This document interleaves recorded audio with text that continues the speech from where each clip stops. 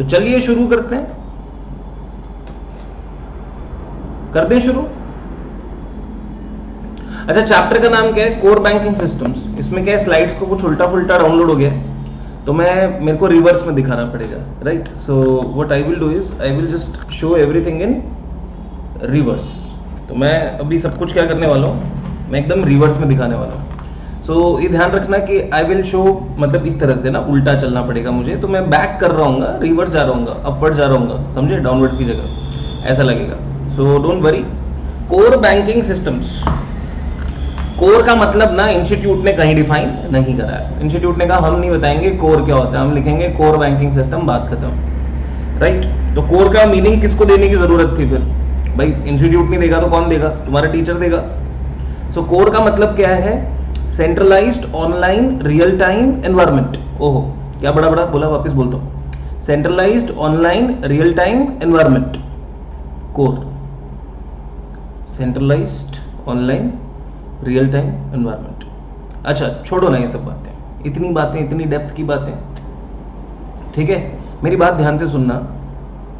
हम लोग बात कर रहे हैं कि जब आप पढ़ाई करते हैं, राइट, और आप पढ़ाई करते हैं ऑटोमेशन की, आप पढ़ाई करते हैं ऐसी चीज़ों की जहाँ पे आप बोलते हो कि बहुत advance tech, high tech, high tech, high tech. इतना मैं पढ़ा चुका आपको, इतना ऑटोमेशन के बारे में ज्ञान दे चुका। सबसे ज़्यादा अच्छा implementation of ERPs and automation has actually happened in the bank.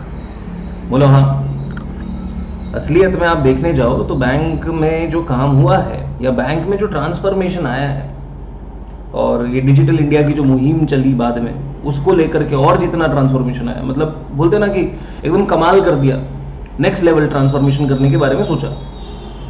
सो ये जो ट्रांसफॉर्मेशंस बैंक्स में आए हैं, मतलब आपको नहीं लगता कि कुछ ज़्यादा ही कर दिए? मतलब हाँ, यस।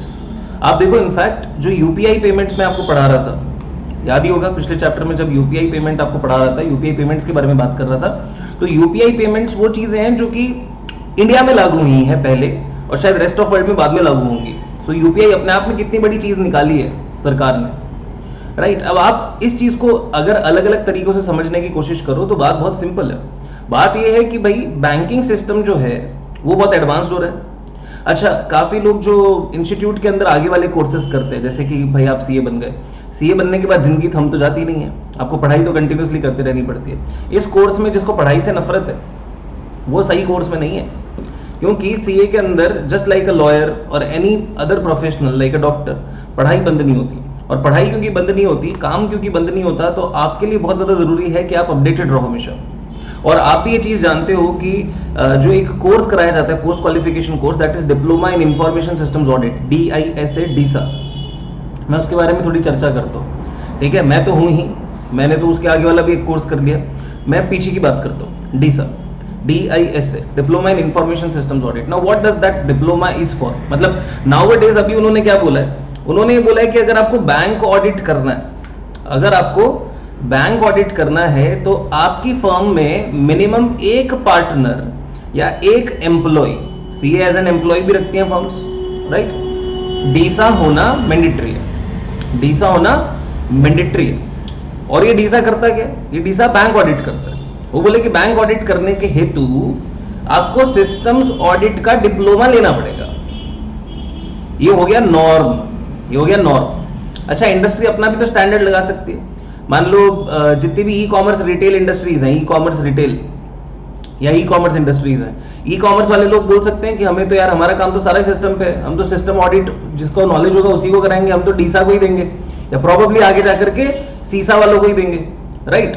तो ऑडिट उठाना अपने आप में, एक सिस्टम ऑडिट उठाना अपने आप में आपको ये चीज का एक नॉलेज देता है कि this should happen, this should happen. ये वाली बात कॉन्सेप्ट समझ में आ रहा है क्या? मैं आपसे जितना डिस्कशन करने का प्रयास कर रहा हूँ, जितना एक्सप्लेनेशन देने का प्रयास कर रहा हूँ, I would always want you to participate and understand how things go, right? So आप मुझे बताओ कि बैंकिंग सिस्टम्स को जानबूझ के इस एलिमेंट्री लेवल पे इंटरमीडिएट लेवल पे पढ़ा रहे हैं। क्यों पढ़ा रहे हैं? क्योंकि उनको लग रहा है कि यार बैंकिंग सिस्टम के बारे में थोड़ा ज्ञान देंगे तो हमारा बच्चा जब बड़ा होकर के आगे जाएगा और उसको सिस्टम ऑडिट क्योंकि करना ही पड़ेगा। और सिस्टम ऑडिट के पीछे लालच क्या है? अभी जैसे मैं डीसा ट्रेन करने जाता हूँ चार्टर्ड अकाउंटेंट्स को, तो जब मैं ट्रेन करने जाता हूँ, जैसे मैं बहुत सारे शहर गया, मैं पाली गया, पीछे चंडीगढ़ गया, जयपुर में मैंने सेशंस लिए, बीकानेर में सेशंस लिए, सोनीपत में सेशंस लिए, ठीक है, चंडीगढ़ विच सेशन लिए, राइट। तो ऐसे बहुत सारी जगह, मतलब करीब करीब 10-12 सिटीज में गया, कोटा भी गया था अभी रिसेंटली मतलब पेंडेमिक से पहले, राइट। सो बहुत सारी जगह जाकर के सेशंस लेके आया और मैंने करीब करीब कितना 500-600 सीएस से मिल लिया मैं, जो लोग मेरे नीचे ट्रेन हुए, राइट। जब मैं उनसे बात करता हूं और मैं उनसे पूछता हूं कि आपको डीसा क्यों करना है, तो वो सिर्फ एक जवाब देते हैं कि बैंक ऑडिट मिल जाए इसलिए। वो ये नहीं बोलते कि हमें कुछ सीखना है या हमें लगता है कि कॉम्पिटेंसी बहुत इंपॉर्टेंट है या आने वाले टाइम में सभी लोग ये करा रहे होंगे या सभी लोगों को सिस्टम्स ऑडिट की जरूरत पड़ेगी। अभी उनको लग रहा है कि नहीं, बैंकिंग सेक्टर ऐसा सेक्टर है जहां पे सिस्टम्स ऑडिट चाहिए और वो मैंडेट लगा दिया, तो मैंडेट लगा दिया इसलिए मेरे को करना है। अब आप इस चीज को समझो कि अगर बैंक ने मैंडेट लगा दिया है कि हम तो सिस्टम ऑडिटर बिना ऑडिट ही नहीं कराएंगे, या बैंक का ऑडिट करना है तो सिस्टम ऑडिटर के थ्रू ही बैंक का ऑडिट होगा। अगर बैंक ने ऐसा मैंडेट लगाया तो आपको नहीं लगता over the coming few years, ठीक है, पहले मैं ऐसा बोलता था कि जो चीज हम लोग बोलते थे ना 10 साल बाद होती दिख रही है, 5 साल बाद होती दिख रही है, मैं ऐसे बोलता था कि देख लेना 5 साल बाद सीए इंटरमीडिएट जो है वो भी मेजरली ऑनलाइन शिफ्ट हो जाएगा। तो अब हम वो चीज ना चेंज कर चुके हैं, हमने बोला है कि अब वो 1 साल बाद ही हो जाएगा, राइट। तो विद इन 1 ईयर हम लोग बोल रहे हैं कि सीए इंटरमीडिएट जो है वो पूरा ऑनलाइन शिफ्ट हो जाएगा, भूल जाओ ऑफलाइन सब, अब trend will change, right. So it will ultimately change to something else only. तो हम लोग पहले से बोलना चालू कर दिए, राइट। सो कल को आपको नहीं लगता कि अब तुम भी सब डिस्टेंस पे हो गए हो, सब वर्क फ्रॉम होम चल रहा है, सब कुछ चल रहा है, आपको नहीं लगता सिस्टम ऑडिट एक्सपर्ट ही बिठाना पड़ेगा अगेन? और बड़े बड़े एमएनसीज की बात करते हो अगर आप, जैसे कि Amazon, फ्लिपकार्ट, आपको लगता है कि ये टाइप के लोग सिस्टम ऑडिटर के बिना ऑडिट कराएंगे भी? क्यों कराएंगे और उनको क्या मजा आएगा? तो ना तो उनको इंटरनल ऑडिट इस तरह से कराना, ना एक्सटर्नल इस तरह से कराना, यस और नो। कंप्लायंस का रिक्वायरमेंट नहीं है, okay, that's all right, but that does not mean that the company would not undertake the useful steps needed for reporting its stakeholders, ठीक है। और प्लस उसको खुद को भी तो इंटरनल नॉलेज चाहिए। तो अगर वो बाहर वाली फर्म्स नहीं भी करा रही तो भी आपको पता है कि फ्लिपकार्ट का कितना काम कैसा होता है, ऑनलाइन होता है, कितना काम Amazon का ऑनलाइन होता है, कितना काम वॉलमार्ट का ऑनलाइन होता है। कल मैं आपको एक बहुत छोटी सी बात बताता हूँ। कल मैं गया था एक मतलब थोड़ा शॉपिंग वॉपिंग करने, राइट। मेरे को स्पेक्टिकल्स नया लेना था और मज़ा नहीं आ रहा मतलब इन वालों में, ठीक है। ऐसा मैं नहीं बोल रहा, ऐसा घर वाले बोल रहे थे कि नया लिया यार, थोड़ा मतलब अच्छा लिया। मैंने कहा अच्छा बुरा क्या होता है? बोले लिया यार। तो मैंने कहा चलो ठीक है, तो मैं बहुत अच्छा लिया यार, राइट। तो वो बोल रहे हैं इतना अच्छा क्यों लिया यार? तो सुनो तो मेरी बात, अभी क्या हो रहा, वो मेरी बात हो रही, मैं गया एक शॉप पे, ठीक है, शॉप का नाम है सिफोरा, SEPHORA, सिफोरा, राइट। तो सिफोरा पे वाइफ के लिए मेकअप का सामान लेना था। वाइफ ने बोला कि मेकअप का सामान लेना है मतलब, तो मैंने कहा लग गए भाई आज तो 10-15 हज़ार रुपये गए। मैंने कहा चलो चलते हैं फिर, कोई बात नहीं, अब तुमको ले रहेंगे तो सिफोरा गया मैं। अब वो सिफोरा गया तो वो मेरे को सिफोरा वाला बोलता है कि ऐसा करना है आपको, सुबह मतलब सुबह सुबह ना हमारे कुछ हैप्पी आवर्स चलते हैं आपके ऑफर के, किस पे? मोबाइल एप्लीकेशन पे। बोले कि आप यहाँ से मत खरीदो, मना कर रहा है वो, मतलब मैं पहुंच गया, उसको मेहनत ही नहीं करनी। वो बोल रहे कि हम तो लोग आलसी हैं सारे। वो बोल रहा है कि ऑनलाइन ले लो, हमारा तो ऑनलाइन स्टोर भी है। तो मैंने कहा ऑनलाइन लेंगे तो मतलब तू क्या करेगा? तो बोले कि ले लो ना सर, ऑनलाइन ले लो, क्या फ़र्क पड़ता है। तो मैंने कहा यार तुम सही जा रहे हो, मतलब बहुत तेज़ दौड़ रहे हो, मतलब तुमको शोरूम पे जो आया है उस आदमी को सिखा नहीं रहा क्या करना है, उसको गाइड ही नहीं कर रहा, उसकी जगह क्या बोल रहा है कि अरे यार आप आ गए, राइट, आप तो ऑनलाइन करते। तो मैं तो बड़ा खुश हुआ, मैंने कहा ऑनलाइन जाएंगे चलो, मतलब जितना मनी डीले हो उतना अच्छा है। पर वाइफ ने बोला कि कोई बात नहीं, शॉपर स्टॉप चल लेते हैं, वहाँ पे मैक वाले जो है उनका काउंटर है। तो मैंने कहा ओहो, तो चलो वहाँ चल लो। समझ गए ना, समझ गए। तो मतलब डेस्टिनी में जो होता है वो होके रहता है, समझे? मैं क्या बोल रहा हूँ, लोग ऑनलाइन शिफ्ट हो रहे हैं, तो अभी हम कोर बैंकिंग का एग्जाम्पल क्यों ले रहे हैं, क्योंकि देखो आगे तक बैंक ऑडिट करना तो एक चार्टर्ड अकाउंटेंट का सपना होता ही होता है। मतलब जो भी स्टार्ट ऑडिट में कूदता है चार्टर्ड अकाउंटेंट सीए बनने के बाद, वो कब से ही मतलब इंतजार कर रहा होता है कि हे प्रभु बैंक ऑडिट अलॉट हो जाए, हे प्रभु बैंक ऑडिट अलॉट हो जाए, हे प्रभु बैंक ऑडिट। तो वो बैंक ऑडिट मांगते मांगते थक चुका होता है लिटरली, राइट। तो क्यों बैंक ऑडिट चाहिए उसको, क्योंकि सर पैसा ज़्यादा मिलता है, राइट। और बैंक ऑडिट में मजा भी बहुत होता है, मतलब मजा मतलब कि तुम आर्टिकल वगैरह भी जाएगा ना तो एकदम साहबजादे की तरह ट्रीट करते हैं, क्योंकि बैंक में गलतियां बहुत ज़्यादा होती हैं, ठीक है। एक बार तो मैं ऐसा मतलब बैंक में गया तो मैंने कुछ फ्रॉड निकाल दिया। अब फ्रॉड निकाल दिया तो पहले अकाउंटेंट मेरे सर पैर पड़ लिया। मैंने कहा भाई ये तू अकेला तो नहीं कर सकता, तेरे मैनेजर को भी बुला ले, ठीक है, सब सर पैर पड़ लो पहले। तो मैंने कहा जी मैंने कहा ये क्या है, मतलब व्हाट इज दिस, क्या कैसे कर दिया तुमने, ठीक है। तो एक एनपीए छुपा रखा था, मैंने एनपीए निकाल के दिखा दिया। सॉफ्टवेयर होता है, सॉफ्टवेयर बहुत कुछ बोलता है, राइट। तो मैंने कहा ये तो एनपीए आप लोगों ने जानबूझ के कंसील किया है। तो मेरे को रात को आया, मैं होटल में था, मैनेजर बोला आपका रात का इंतजाम करा दूँ। मैंने कहा रात का इंतजाम मतलब क्या होता है, what do you mean by that. तो बोले कि सर वही समझ रहे हो ना, समझ रहे हो। मैंने कहा मैं कुछ नहीं समझ रहा, है ना। मैंने कहा भाई मेरा काम मेरा नशा है, तो कुछ सोच रहा है ना अगर इधर उधर लेफ्ट राइट मैं सोचना बंद कर दे, ठीक है। मैंने कहा कुछ खाने की वस्तुएं मिल जाती तो बड़ा अच्छा होता। तो बोला कि मैं चकना वकना तो लाया था। तो मैंने कहा चकना दे दे, दारू तो ले जा, ठीक है। मैंने कहा हम 4-5 भाई लोग हैं, ऑडिट करना है, हम खाएंगे, दारू तो हमने से कोई पीता ही नहीं था। तो मैंने कहा अभी क्या है, हम लोग ये खाएंगे। मैंने कहा और बता। फिर वो बैठा हमारे पास कि सर ये क्या निकाल दिया आपने। मैंने कहा भाई निकाल के दिया, मैंने कहा मेरे बॉस को रिपोर्ट कर दूंगा, बॉस से बात कर लो ना, मेरे को क्या मतलब है, मैं तो आर्टिकल ठहरा, मैं मेरे बॉस को भेज दूंगा कि फाइंडिंग है, ये फाइंडिंग पकड़ो, आपको ठीक लगे जो ठीक लगे कर दो, राइट। तो मैंने कहा आप तो ये सब दे दो, मैं कहा ये बस्ती तो दे दो, हाँ, मैं कहा ये बाकी सब ले जाओ, तो मैं कहा जो इंतजाम किया उसमें खुद ही यूज़ कर लो उसको, हमारे को नहीं चाहिए, ठीक है। मैं कहा हम बस हम सब भाई साथ में लोग, भाई लोग हैं हम सब साथ में, ठीक है, एक एक जने के लिए हम कोई बात नहीं करते। मैंने कहा लोग भाई खाएंगे हम लोग तीनों चारों लोग और बस खत्म, ओके। एनीवेज मैं आपको थोड़ा समझा रहा हूँ दुनिया क्या है।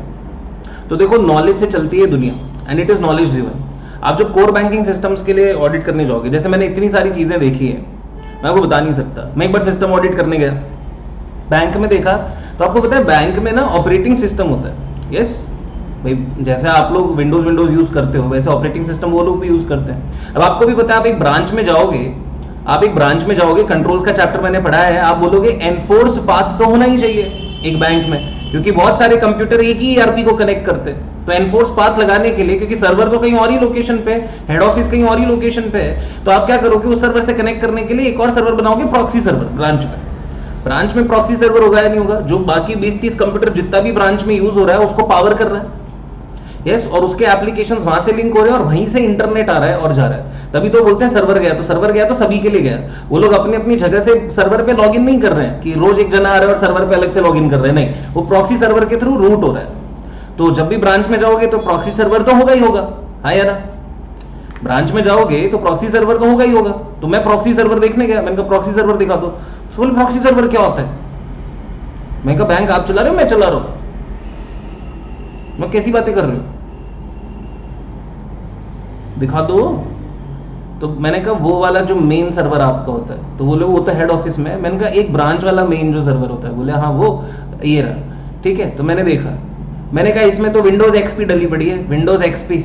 मैंने कहा सर्वर वर्जन आता है विंडोज आरएस, ये तो सुना ही नहीं। बोले मैं तो विंडोज एक्सपी के बाद सुना हूं प्रोफेशनल आती है और ये आती है और ये आती है, और बोले आजकल तो 8 और 10 आने लग गई।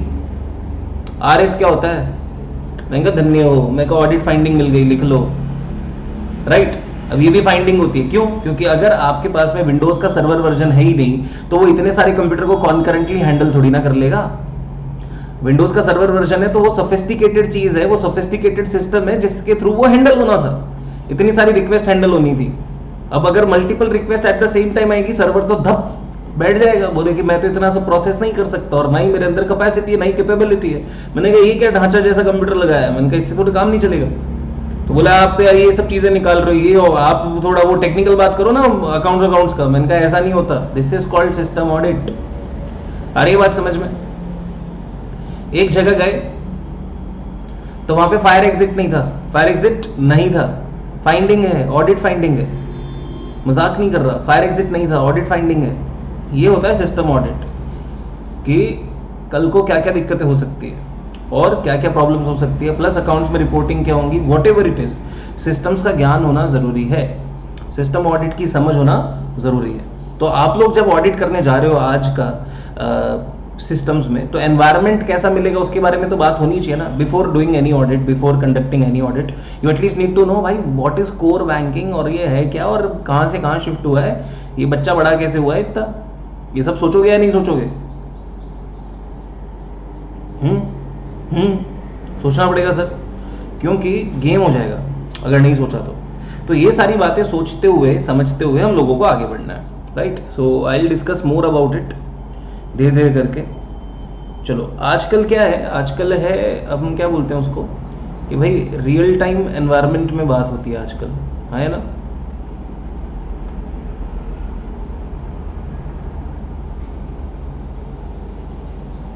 ओके, जरा अगर आप नेक्स्ट स्लाइड देखेंगे तो आपको बड़ी हेल्प होगी। देखो, आप देखो ब्रांच 1, ब्रांच 2, ब्रांच 3, ब्रांच 4।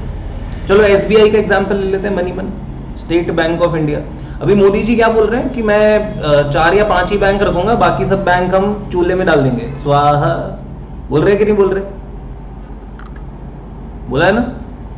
हाँ, बोले थक गए यार, बोले थक गए, मेरी खराब स्कीमों और पॉलिसी से बैंक को लुटवा लुटवा के थक गया हूं। अब मैंने सोच लिया है कि इल्ज़ाम मेरे पे लगे ही नहीं, इसका क्या कर सकते हैं। तो बोले उसका क्या करना है? बोले एक ऐसा करो, बैंक ही निकाल दो बाहर। बहुत बढ़िया। अभी आपको पता है एक और बैंक है, आईडीएफसी फर्स्ट बैंक, नया नया जो बना है, देख लेना, 1-2 बैंक तो उसमें से ये उठा लेगा, क्योंकि अंबानी के रिश्तेदारों का है ना। तो उसमें से 1-2 बैंक तो आईडीएफसी फर्स्ट वाले उठा लेंगे, बोले हम एब्जॉर्ब कर रहे हैं, आजा आजा, हम तो खरीदने को रेडी ही थे, हमने ही तो स्कीम बताई थी मोदी जी को, ऐसा कर दो, राइट। अभी सुनो मेरी बात, ये बैंक में अगर मैं बोलूं कि आज की तारीख में जब बात होती है, तो आज आप ब्रांच 1 का चेक ब्रांच 2 में लगा सकते हो कि नहीं लगा सकते? अगर आपको विड्रॉ करना है तो is it required that you withdraw from one branch only, or you can go to some other branch also, you can withdraw the money and you can feel comfortable about it, any branch। अच्छा, क्या SBI का पैसा कोटक महिंद्रा के bank में जाके withdraw कर सकता हूं क्या, एसबीआई का चेक लगा के कि जरा पैसा दे हमारे बैंक का? नहीं, ये नहीं हो सकता। लेकिन इंटर ब्रांच, हमारे सेम कंपनी के ब्रांचेस के बीच में ट्रांजैक्शंस हो सकती हैं। अच्छा, आज जब चेक डिपॉजिट वगैरह होता है तो जिस टाइम वो प्रेजेंट होता है, भाई ड्रॉप बॉक्स में डाला, अगले दिन खुलेगा या एंड ऑफ द डे खुलेगा, उसी टाइम प्रोसेस भी हो जाता है, मतलब कोई इतना बड़ा लोचा नहीं है, राइट। आजकल हम एक रियल टाइम एनवायरनमेंट में आ चुके हैं जहां पे यहां से क्लिक ऑफ अ बटन पे सब कुछ हो रहा है। क्या अर्लियर ऐसा ही था? नहीं। लेकिन हाँ, आपको ऐसा नहीं लगता है कि भाई ऐसा तभी हो सकता है जब एक सेंट्रलाइज्ड डेटाबेस हो और सभी ब्रांच लोग सेंट्रलाइज्ड डेटाबेस से ही कनेक्टेड हो? यस और नो? ये तो तभी हो पाएगा ना जब एक सेंट्रलाइज्ड डेटाबेस होगा और सभी ब्रांच लोग उसी से कनेक्टेड होगा। अगर ऐसा करना है तो मैं ऐसा बोलूंगा, इसका मतलब कि ये तो एक ईआरपी हो गया, क्योंकि ईआरपी के अंदर यही होता है, सेंट्रलाइज्ड डेटाबेस, एक सिंगल सॉफ्टवेयर, और उसी को मल्टीपल ब्रांचेस में हर जगह से दिया जाता है और हर कोई अपना अपना लॉगिन मेंटेन करता है, हर कोई अपने अपने तरीके से उसमें एक्सेस पाता है और उस ईआरपी को यूज करता है। तो इसका मतलब बैंक भी ईआरपी यूज करता है, क्या मैं ऐसा कह सकता हूं? बैंक भी ईआरपी यूज करता है। Am I allowed to say that? I think I am allowed to say that। Bank ERP use करता है, ये मैं अलाउ, मेरे को मतलब मेरी जबान अलाउ करती है बोलना, और मुझे लगता है कि जो भी मेरी क्लास में बैठ के पीछे पढ़ा है ढंग से, वो भी यही कहेगा कि बैंक में बैंक को ERP कह सकते हैं, बैंकिंग सिस्टम को हम एक ERP सिस्टम कह सकते हैं। Nobody should deny। क्यों? क्योंकि सेंट्रलाइज्ड सर्वर है, उस सेंट्रलाइज्ड सर्वर से सभी लिंक हो रहे हैं और क्लाइंट सर्वर आर्किटेक्चर है, और साथ साथ एक ही सिंगल सॉफ्टवेयर चल रहा है, वही सब में बढ़ रहा है और वही स्मॉल मिलाते जाओ, लार्ज बनाते जाओ, ऐसे करके ही उसको डिजाइन करा है। तो ईआरपी जो है वो ही बना है, राइट। तो हम लोग तो ईआरपी वगैरह का इतना ज्ञान ले चुके हैं, आपको नहीं लगता? अब हम सिर्फ बैंकिंग ईआरपी की बात कर रहे हैं, है ना, और वही कोर बैंकिंग सिस्टम है। तो आप देखो ना, सेंट्रलाइज्ड है, ऑनलाइन है, रियल टाइम है, centralised, online, real time, right. So centralised हो गया तो इसका मतलब आपको कहीं ना कहीं सेंट्रलाइज सिस्टम्स ही बनाना पड़ेगा, और क्योंकि बहुत मैग्निफिसेंट टाइप का और बहुत ही ह्यूज मैग्नीट्यूड पे सिस्टम बना है तो आपको उसको ईआरपी टाइप में ही बनाना पड़ेगा। It is not a calculator कि हाँ कैलकुलेटर एक जगह डाल दिया सब लोग कैलकुलेटर वहीं से इस्तेमाल कर रहे हैं, इतना छोटा सॉफ्टवेयर नहीं है, ठीक है, बहुत बड़ा सॉफ्टवेयर बनाना है। तो क्योंकि बड़ा बनाना है तो इसी तरह से बड़ा बनेगा। चलो जल्दी बताओ, समझ गए होगे ना? दिल में कोई दुख नहीं हो रहा होगा, आई एम वेरी श्योर दिल में कोई दुख नहीं होगा, आराम से सारी बातें समझ में आई होंगी और मैं आगे बढ़ सकता हूँ, ठीक है। तो मैं आपके रिस्पॉन्सेज भी देखता रहता हूँ, मुझे आइडिया हो रहा है कि मैं आगे बढ़ सकता हूँ, तो मुझे लगता है बढ़ जाना चाहिए। अच्छा और देखो, बैंकिंग प्रोसेस, चलो बैंकिंग प्रोसेस को भी समझते हैं। बैंकिंग प्रोसेस जो है या जो मेन ऑपरेशंस है वो क्या है उसके, फाइनेंशियल ट्रांजैक्शंस। मैं ऐसा कहता हूँ बहुत हाई वॉल्यूम है, बहुत हाई वॉल्यूम होता है और बहुत ही ज़्यादा रेपिटेटिव होता है। मतलब कोई भी जो बैंकिंग सिस्टम डेवलप करता है वो क्या बोलता है कि काश, ठीक है, कोई भी जना जो बैंकिंग सिस्टम डेवलप करता है वो क्या बोलता है कि काश 2400 घंटा 7 दिन चलता तो अच्छा होता। मतलब बैंक्स पहले 2400 घंटा 7 दिन चलते थे क्या? ये बताओ। पुराना एक जमाना हुआ करता था, मैं आपको बताता हूँ पुराना जमाना। मैं जाता था, कहाँ जाता था, क्या बोलते हैं, राजस्थान बैंक, है ना, उस टाइम पे हुआ करती थी राजस्थान बैंक। अब तो वो आईसीआईसीआई ने उठा ली थी उसको, काफ़ी टाइम पहले ही उठा ली थी, सालों साल हो गए, ठीक है। सो राजस्थान बैंक जाकर के खड़े हो जाओ आप, और वो ना आपको एक टोकन देते थे, फिर आपका नंबर बुलाते थे, फिर रजिस्टर्स में एंट्रियाँ होती थी, फिर वो एक एक चीज़ का रोकड़ खाता पता नहीं क्या क्या मिलाते थे, फिर वो कंप्यूटर भी चलाते थे और कंप्यूटर चला करके चीज़ों को मैच करके फिर आपको पैसा दे देते थे, ठीक है ना। और जब आपको एक मल्टी सिटी अगर चेक देना पड़े कि भाई मेरे को इस सिटी से इस सिटी में ट्रांजेक्शन करना है, तो it use to take around 5 to 7 days, बहुत टाइम लगता था, राइट। क्योंकि हम लोग ऑटोमेटेड एनवायरनमेंट में नहीं थे, ना ही जो बैंकिंग ईआरपी था वो इतना मजबूत था, बहुत सिंपल सॉफ्टवेयर्स थे, बहुत ज़्यादा फंक्शनैलिटीज़ नहीं थी, ठीक है। You could not consider it to be of such utility कि जहाँ पे आपका सारा ही काम मैनेज हो पा रहा हो, तो बड़ी दिक्कत थी। आज वो दिक्कत बहुत कम होती जा रही है, और आज ये चीज़ हमने सोची भी थी कि भाई हाई वॉल्यूम होता, 24/7 होता बैंकिंग प्रोसेस, तो कितना अच्छा होता। And yes, we also realise that the major operations, deposits and withdrawals are fairly repetitive. जो कि हर टाइम होता है वो क्या होता है, डिपॉजिट और विड्रॉवल, जो कि फेयरली रिपीटेटिव है। तो आपको नहीं लगता कि डिपॉजिट और विड्रॉवल वाला जो काम है वो अगर डाल दिया जाए सिस्टम्स में तो कितना अच्छा होगा और हर कोई जना कर पाएगा? यस, तो ये थॉट प्रोसेस है। देखो, थॉट प्रोसेस को समझना बहुत ज़रूरी होता है before you do anything, before you start with anything, right. So whatever it is, at any point of time it is very important to understand that what is the thought process, ठीक है ना।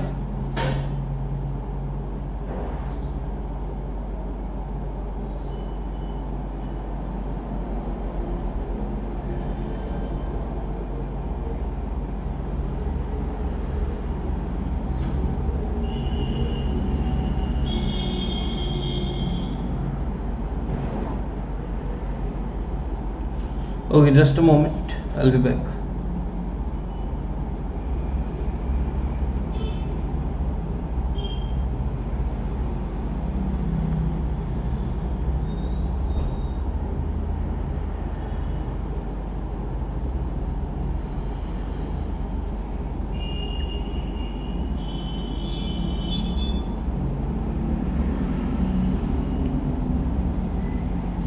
Okay, so ये रहा मैं वापस।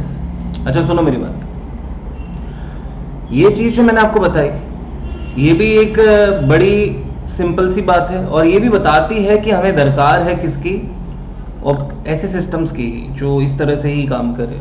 हमने कहा जी बहुत बढ़िया। ज़रा आप एक और चीज़ देखना, ये मैं बहुत ख़ास बात बताने जा रहा हूँ और ये समझना बहुत ज़रूरी है। देख रहे हो, slow adoption of systems to banking. आपने ऑडिट का चैप्टर पढ़ा होगा और चैप्टर 6 आया होगा, audit in an automated environment आया होगा। ऑडिट का चैप्टर पढ़ा होगा और एक छठा चैप्टर आया होगा audit in an automated environment. चलो सच्ची बताना, आया था या नहीं आया था? आया था या नहीं आया था? हुआ नहीं अब तक, चलो आएगा, आएगा। Audit in an automated environment आएगा, ठीक है। अब मेरी बात सुनो, पहले जो ऑडिट हुआ करता था बैंकिंग के अंदर, that used to be EDP environment. आप समझ जाओ, जब शुरुआत में सिस्टम्स आए, टेक आया, जो भी चीजें आई, आपको नहीं लगता कि टेक तुरंत ही अडॉप्ट हो गया होगा? ऐसे होता है क्या? कंप्यूटर आ गए, ठीक है, तो मैंने क्या करा, मैंने कहा कि चलो ऐसा करते हैं, इंटरेस्ट टेबल्स जो है, इंटरेस्ट कैलकुलेशंस जो है, वो सारे कहां पे कर देते हैं? वहां पे कंप्यूटराइज कर देते हैं। कुछ प्रिंटिंग प्रोसेसेस कंप्यूटराइज कर देते हैं, कुछ पासबुक के प्रोसेस कंप्यूटराइज कर देते हैं। आई रिमेंबर वेरी वेल कि 2008-9 तक भी मेरे पोस्ट ऑफिस में अकाउंट्स थे, राइट, क्योंकि पहले लोग करवाते थे ना, पोस्ट ऑफिस डिपॉजिट्स भी कराते थे, तो पोस्ट ऑफिस भी एक तरीके से बैंक की तरह एक्ट करता था। और मुझे याद है कि उस टाइम पे भी जो हमारी पासबुक है ना, वो हाथ से भर के देता था और पोस्ट मास्टर उसको साइन करता था, हाथ से भरता था पासबुक, मजाक नहीं कर रहा, पेन लेके बैठता था और हाथ से करता था। और कितनी बार तो बोलता था, अरे गलती हो गई भाई साहब, इंटरेस्ट मिस ही कर दिया, मैं वो एंट्री लिखना ही भूल गया। ये हरकतें होती थी। फिर हमने पोस्ट ऑफिस से वो पैसा निकाल लिया। मैंने कहा यार इतना टाइम खोटी करता है, एक एक चीज़ हाथ से लिखेगा, इसमें तो ऐसे ही पूरे हो जाएंगे। तो जब भी क्या है, आए दिन जाना पड़ता था उसके चक्कर में, तो बहुत लफड़ा था, तो पोस्ट ऑफिस से निकाल दिया। वो एक टाइम था। कंप्यूटर भी है, ऐसा नहीं कंप्यूटर नहीं है, कंप्यूटर रखा हुआ है, लेकिन फिर भी आदमी को बहुत सारा काम मैनुअली करना पड़ रहा है। That was electronic data processing environment, EDP environment, audit in N EDP environment, ठीक है, इस नाम से बहुत चलता था, राइट। और लोगों ने ये नाम डाल रखा हुआ था। इंस्टीट्यूट जब 1990s में, 2000s में, अर्ली 2000s में जब ये चैप्टर पढ़ाता था 2008 तक, तो इंस्टीट्यूट ने नाम रखा हुआ था audit in N EDP environment. और जब भी उस टाइम पे जितने भी लोग थे वो सब यही पढ़ते थे, audit in N EDP environment, audit in N EDP environment, audit in N EDP environment. मतलब कुछ डेटा प्रोसेसिंग कंप्यूटर कर रहा है और बाकी सारा काम कौन कर रहा है? स्टाफ बैठ करके कर रहा है, ठीक है। हमने इस चीज को रियलाइज करा और वी रियलाइज्ड कि नहीं नहीं नहीं नहीं, इसको और अच्छा करो और बैंकिंग सिस्टम्स को इंटीग्रेट करो, बैंकिंग सिस्टम्स को इंटीग्रेट करो। But still mobile banking and other types of banking services were not on the cards. So 2008 से करीब करीब आप कह सकते हो कि 2015 तक, ठीक है, CIS एनवायरनमेंट वाली चीज सीखी हमने। और वैसे audited and automated environment is a very new concept, और ये तो अभी नए कोर्स वाले बच्चे ही पढ़ते हैं। मैंने खुद ने CIS एनवायरनमेंट का ऑडिट पढ़ा था, राइट, जिसमें हम लोगों को सॉफ्टवेयर टेस्टिंग वगैरह के बारे में थोड़ा बहुत नॉलेज मिलता था, मतलब इतना कोई खास चैप्टर था नहीं। और अब जो है वो ऑडिटेड ऑटोमेटेड एनवायरनमेंट है। ऑटोमेटेड एनवायरनमेंट में क्या क्या चीजें आ चुकी हैं? प्री ऑथोराइज ट्रांसफर्स आ चुके हैं, प्री ऑथोराइज इन्वेस्टमेंट्स आ चुके हैं, फुल्ली इंटीग्रेटेड सिस्टम है। मैंने अभी तक बुक खोल के कुछ नहीं पढ़ाया है, ठीक है, मैं ये सब आपको केवल एनवायरनमेंट के बारे में डिस्कशन कर रहा हूँ। इतना बुक में है भी नहीं, मैं आपको ये भी बता दूं, ऑनेस्टली बोल रहा हूँ, दिल से बोल रहा हूँ, इतना ज्ञान तो बुक में लिखा भी नहीं है। ईडीपी, CIS और ऑटोमेटेड, ये तो शायद आपको आपके ऑडिट वाले टीचर भी नहीं बताएंगे कि पहले audit in N EDP environment हुआ करता था, ऑडिट इन CIS एनवायरनमेंट हुआ करता था, और फिर ऑटोमेटेड एनवायरनमेंट का ऑडिट आया, किसमें? बैंकिंग में। तो जब आपने ये सब ऑडिट वाला चैप्टर नहीं पढ़ा है तो कोई फर्क नहीं पड़ता है। ईडीपी एनवायरनमेंट का मतलब क्या था? कंप्यूटर थे, इंसान और कंप्यूटर अलग अलग काम करते थे। तो इंसान को फीड करना पड़ता था कंप्यूटर में, ये रहा डेटा, इंटरेस्ट कैलकुलेशन की कमांड देगा तो इंटरेस्ट कैलकुलेट होगा, वरना नहीं होगा। आजकल ऐसा नहीं है। आजकल ऐसा है कि जब आपने एंट्री ली सामने वाले बंदे की आपके अकाउंट में, वैसे ही सारे काम होने चालू हो जाएंगे। You need not wait. आ गई बात समझ में? अरे आ गई क्या बात समझ में? हाँ जी, गुड, वेरी वेरी गुड। चलो, तो इस तरह से हुआ सिस्टम में आना जाना। अब मैं आपको कुछ और बात भी बताता हूं। मैं कुछ और पॉसिबिलिटीज पे भी बात कर रहा हूं। हमने कोर के बारे में बात की, बहुत सारी बात की। आप देख सकते हो इस एग्जाम्पल के अंदर मेरे पास में एक कोटक बैंक का ATM कार्ड है। मैं कोटक का बिल्कुल भी प्रमोटर नहीं हूँ, मेरा कोई लेना देना नहीं है कोटक से। कहीं बच्चा बोलते हैं मेरा तो कोटक में अकाउंट भी नहीं है, ठीक है, हाँ, लेकिन मैं फिर भी आपसे ऐसे ही डिस्कस कर रहा हूँ। 3 और बैंक दिख रहे हैं, HDFC, HSBC, SBI। SBI को छोड़ के बाकी 2 में मेरे अकाउंट हैं, ठीक है। SBI से मेरे को बहुत डर लगता है। अभी SBI में रिसेंट टाइम था, मैं किसी के साथ गया था कोरोना काल के दौरान ही, ठीक है, ऑडिट के लिए। तो जब मैं ऑडिट के लिए गया तो उसमें एक एंट्री आ रखी थी, उसके अंदर एक एंट्री आ रखी थी SBI के खाते में, कंपनी की एंट्री थी, मतलब बैंकिंग कंपनी की एंट्री थी। वो क्या एंट्री थी? Profit from sale of data, profit from sale of data, और एक अच्छा अमाउंट डला हुआ था, right. And it was an year end closing entry, मतलब 31 मार्च 2020 की वो एंट्री थी। तो मेरे को थोड़ा सा मतलब बोलते ना अटकलें लगानी पड़ी, कुछ डाउट हो रहा था। तो मैंने उनसे पूछा ब्रांच वालों से कि ये क्या एंट्री है, मतलब profit from sale of data. तो वो बोलता है मेरे को कि सर ऐसा है कि ये तो हेड ऑफिस से डली है। तो मैंने कहा हेड ऑफिस पे बात करा तो वो बोला कि ये तो सरकारी खातों से डली है, सरकार ने डलवाई है ये कोई एंट्री। तो मैंने कहा इसका लिटरल मीनिंग तो ये कहता है कि आप लोगों ने डेटा बेचा है। और मैंने कहा बैंकिंग डेटा तो एसपीडीआई है, आपने बेच कैसे दिया? तो बोले सर वो तो आप अब हम तो नहीं जानते। मैंने कहा हम तो नहीं जानते मतलब क्या होता है? तो मैंने कहा फाइंडिंग डाल देता हूँ। तो बोले फाइंडिंग डाल के करोगे क्या? बोले ये तो सरकारी एंट्री है, मैंने तो डाली नहीं है। तो मैंने कहा भाई आ रही है तो इसका मतलब तो पता होगा, आप बैंक चला रहे हो, हेड ऑफिस में बैठे हो जयपुर के, कम से कम इतना तो बता दो। तो बोले तो सेंटर से आई है।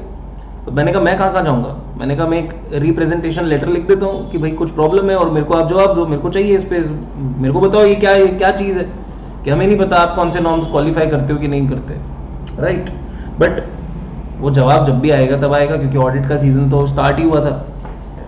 आप मुझे ये बताओ, आपको नहीं लगता है कि ये तो बहुत बड़ा गेम है? अगर मैं जो सोच रहा हूँ वो सच है तो बिगड़ गया ना सारा मामला। फिर काहे की बैंकिंग, फिर काहे का भरोसा, राइट।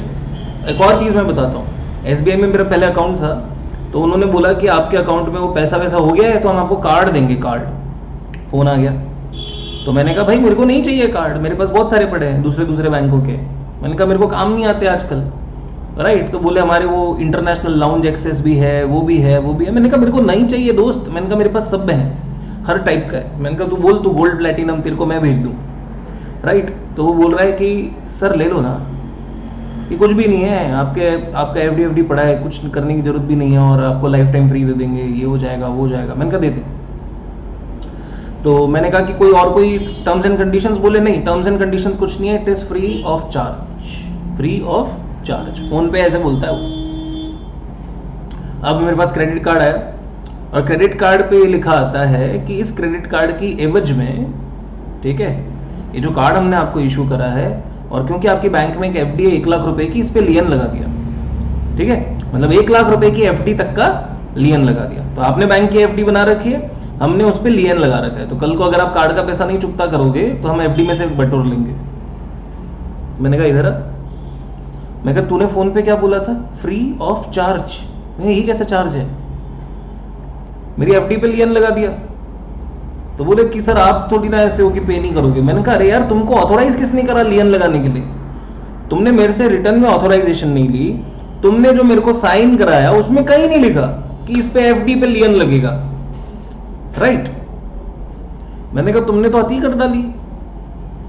तो बोले सर अब तो क्या हो सकता है सर, आप ऐसा कर लो ना, आप ना कार्ड कैंसिल करा लो। मैंने कहा यही कराता रहूं मैं सारे दिन, सुबह जागू शाम को हाँ, सुबह हाँ शाम को ना, राइट। मैंने कहा I like you as a friend वाला सिस्टम नहीं चलता हमारे यहाँ, तुम्हारे यहाँ चलता होगा। बड़ा प्रॉब्लम है। बैंक है या क्या है? युद्ध क्षेत्र ऐसा लगता है, कभी जाके देखो, ठीक है। बैंक कम लगता है, युद्ध क्षेत्र ज्यादा लगता है। खैर, एटीएम से रिलेटेड कुछ बात करनी थी और बड़ा मन था, तो मैं थोड़ा आपको बताता हूँ। देखो आपने देखा कि ब्रांच में आप उल्टा पुल्टा ट्रांजैक्शन नहीं कर सकते, लेकिन मैं कोटक का एटीएम ले जा करके एचडीएफसी के एटीएम के बूथ में से पैसा निकाल सकता हूँ क्या? कोटक का एटीएम ले जा करके, कोटक का एटीएम ले जा करके, कार्ड ले जा करके एचएसबीसी के एटीएम बूथ में से पैसा निकाल सकता हूँ, और कोटक का ही कार्ड ले जा करके एसबीआई के एटीएम बूथ से भी पैसा निकाल सकता हूं। चार्ज कब लगेगा? 5 ट्रांजैक्शन बाद, राइट। चार्ज कब लगेगा? 5 ट्रांजैक्शन बाद, तुरंत नहीं लगेगा, तुरंत चार्ज नहीं ठोक रहे। और आजकल तो चार्जेस वेव ऑफ भी करके चल रहे हैं, उनको पता है कि हम ही खुद डिजिटल इंडिया बनाए थे, राइट। और फिर हम ही बोल रहे थे कि कर लो दुनिया मुट्ठी में। हमने थोड़ी कहा था कर लो दुनिया मुट्ठी में या डिजिटल इंडिया लेके आओ, राइट। तो तुम लाए तो फिर तुम्हें सुविधाएं भी देनी पड़ेंगी अक्रॉस द नेटवर्क। अच्छा सुनो मेरी बात, जब ये एटीएम का कोटक का इधर उधर लगा सकते हो तो ये तो बड़ी सुविधा है, ये तो बहुत भारी सुविधा है। और इसका मतलब तो आपने क्रॉस पैसा निकाल लिया, हाँ या ना। मतलब एटीएम एचडीएफसी ने आके भरा, एचडीएफसी के स्टेशन से आके एटीएम फिल हुआ, और पैसा किसने निकाला? पैसा अपन ने निकाल लिया, हाँ या ना। हाँ सर ऐसा ही हुआ। इंटरनेट इश्यू हो गया क्या?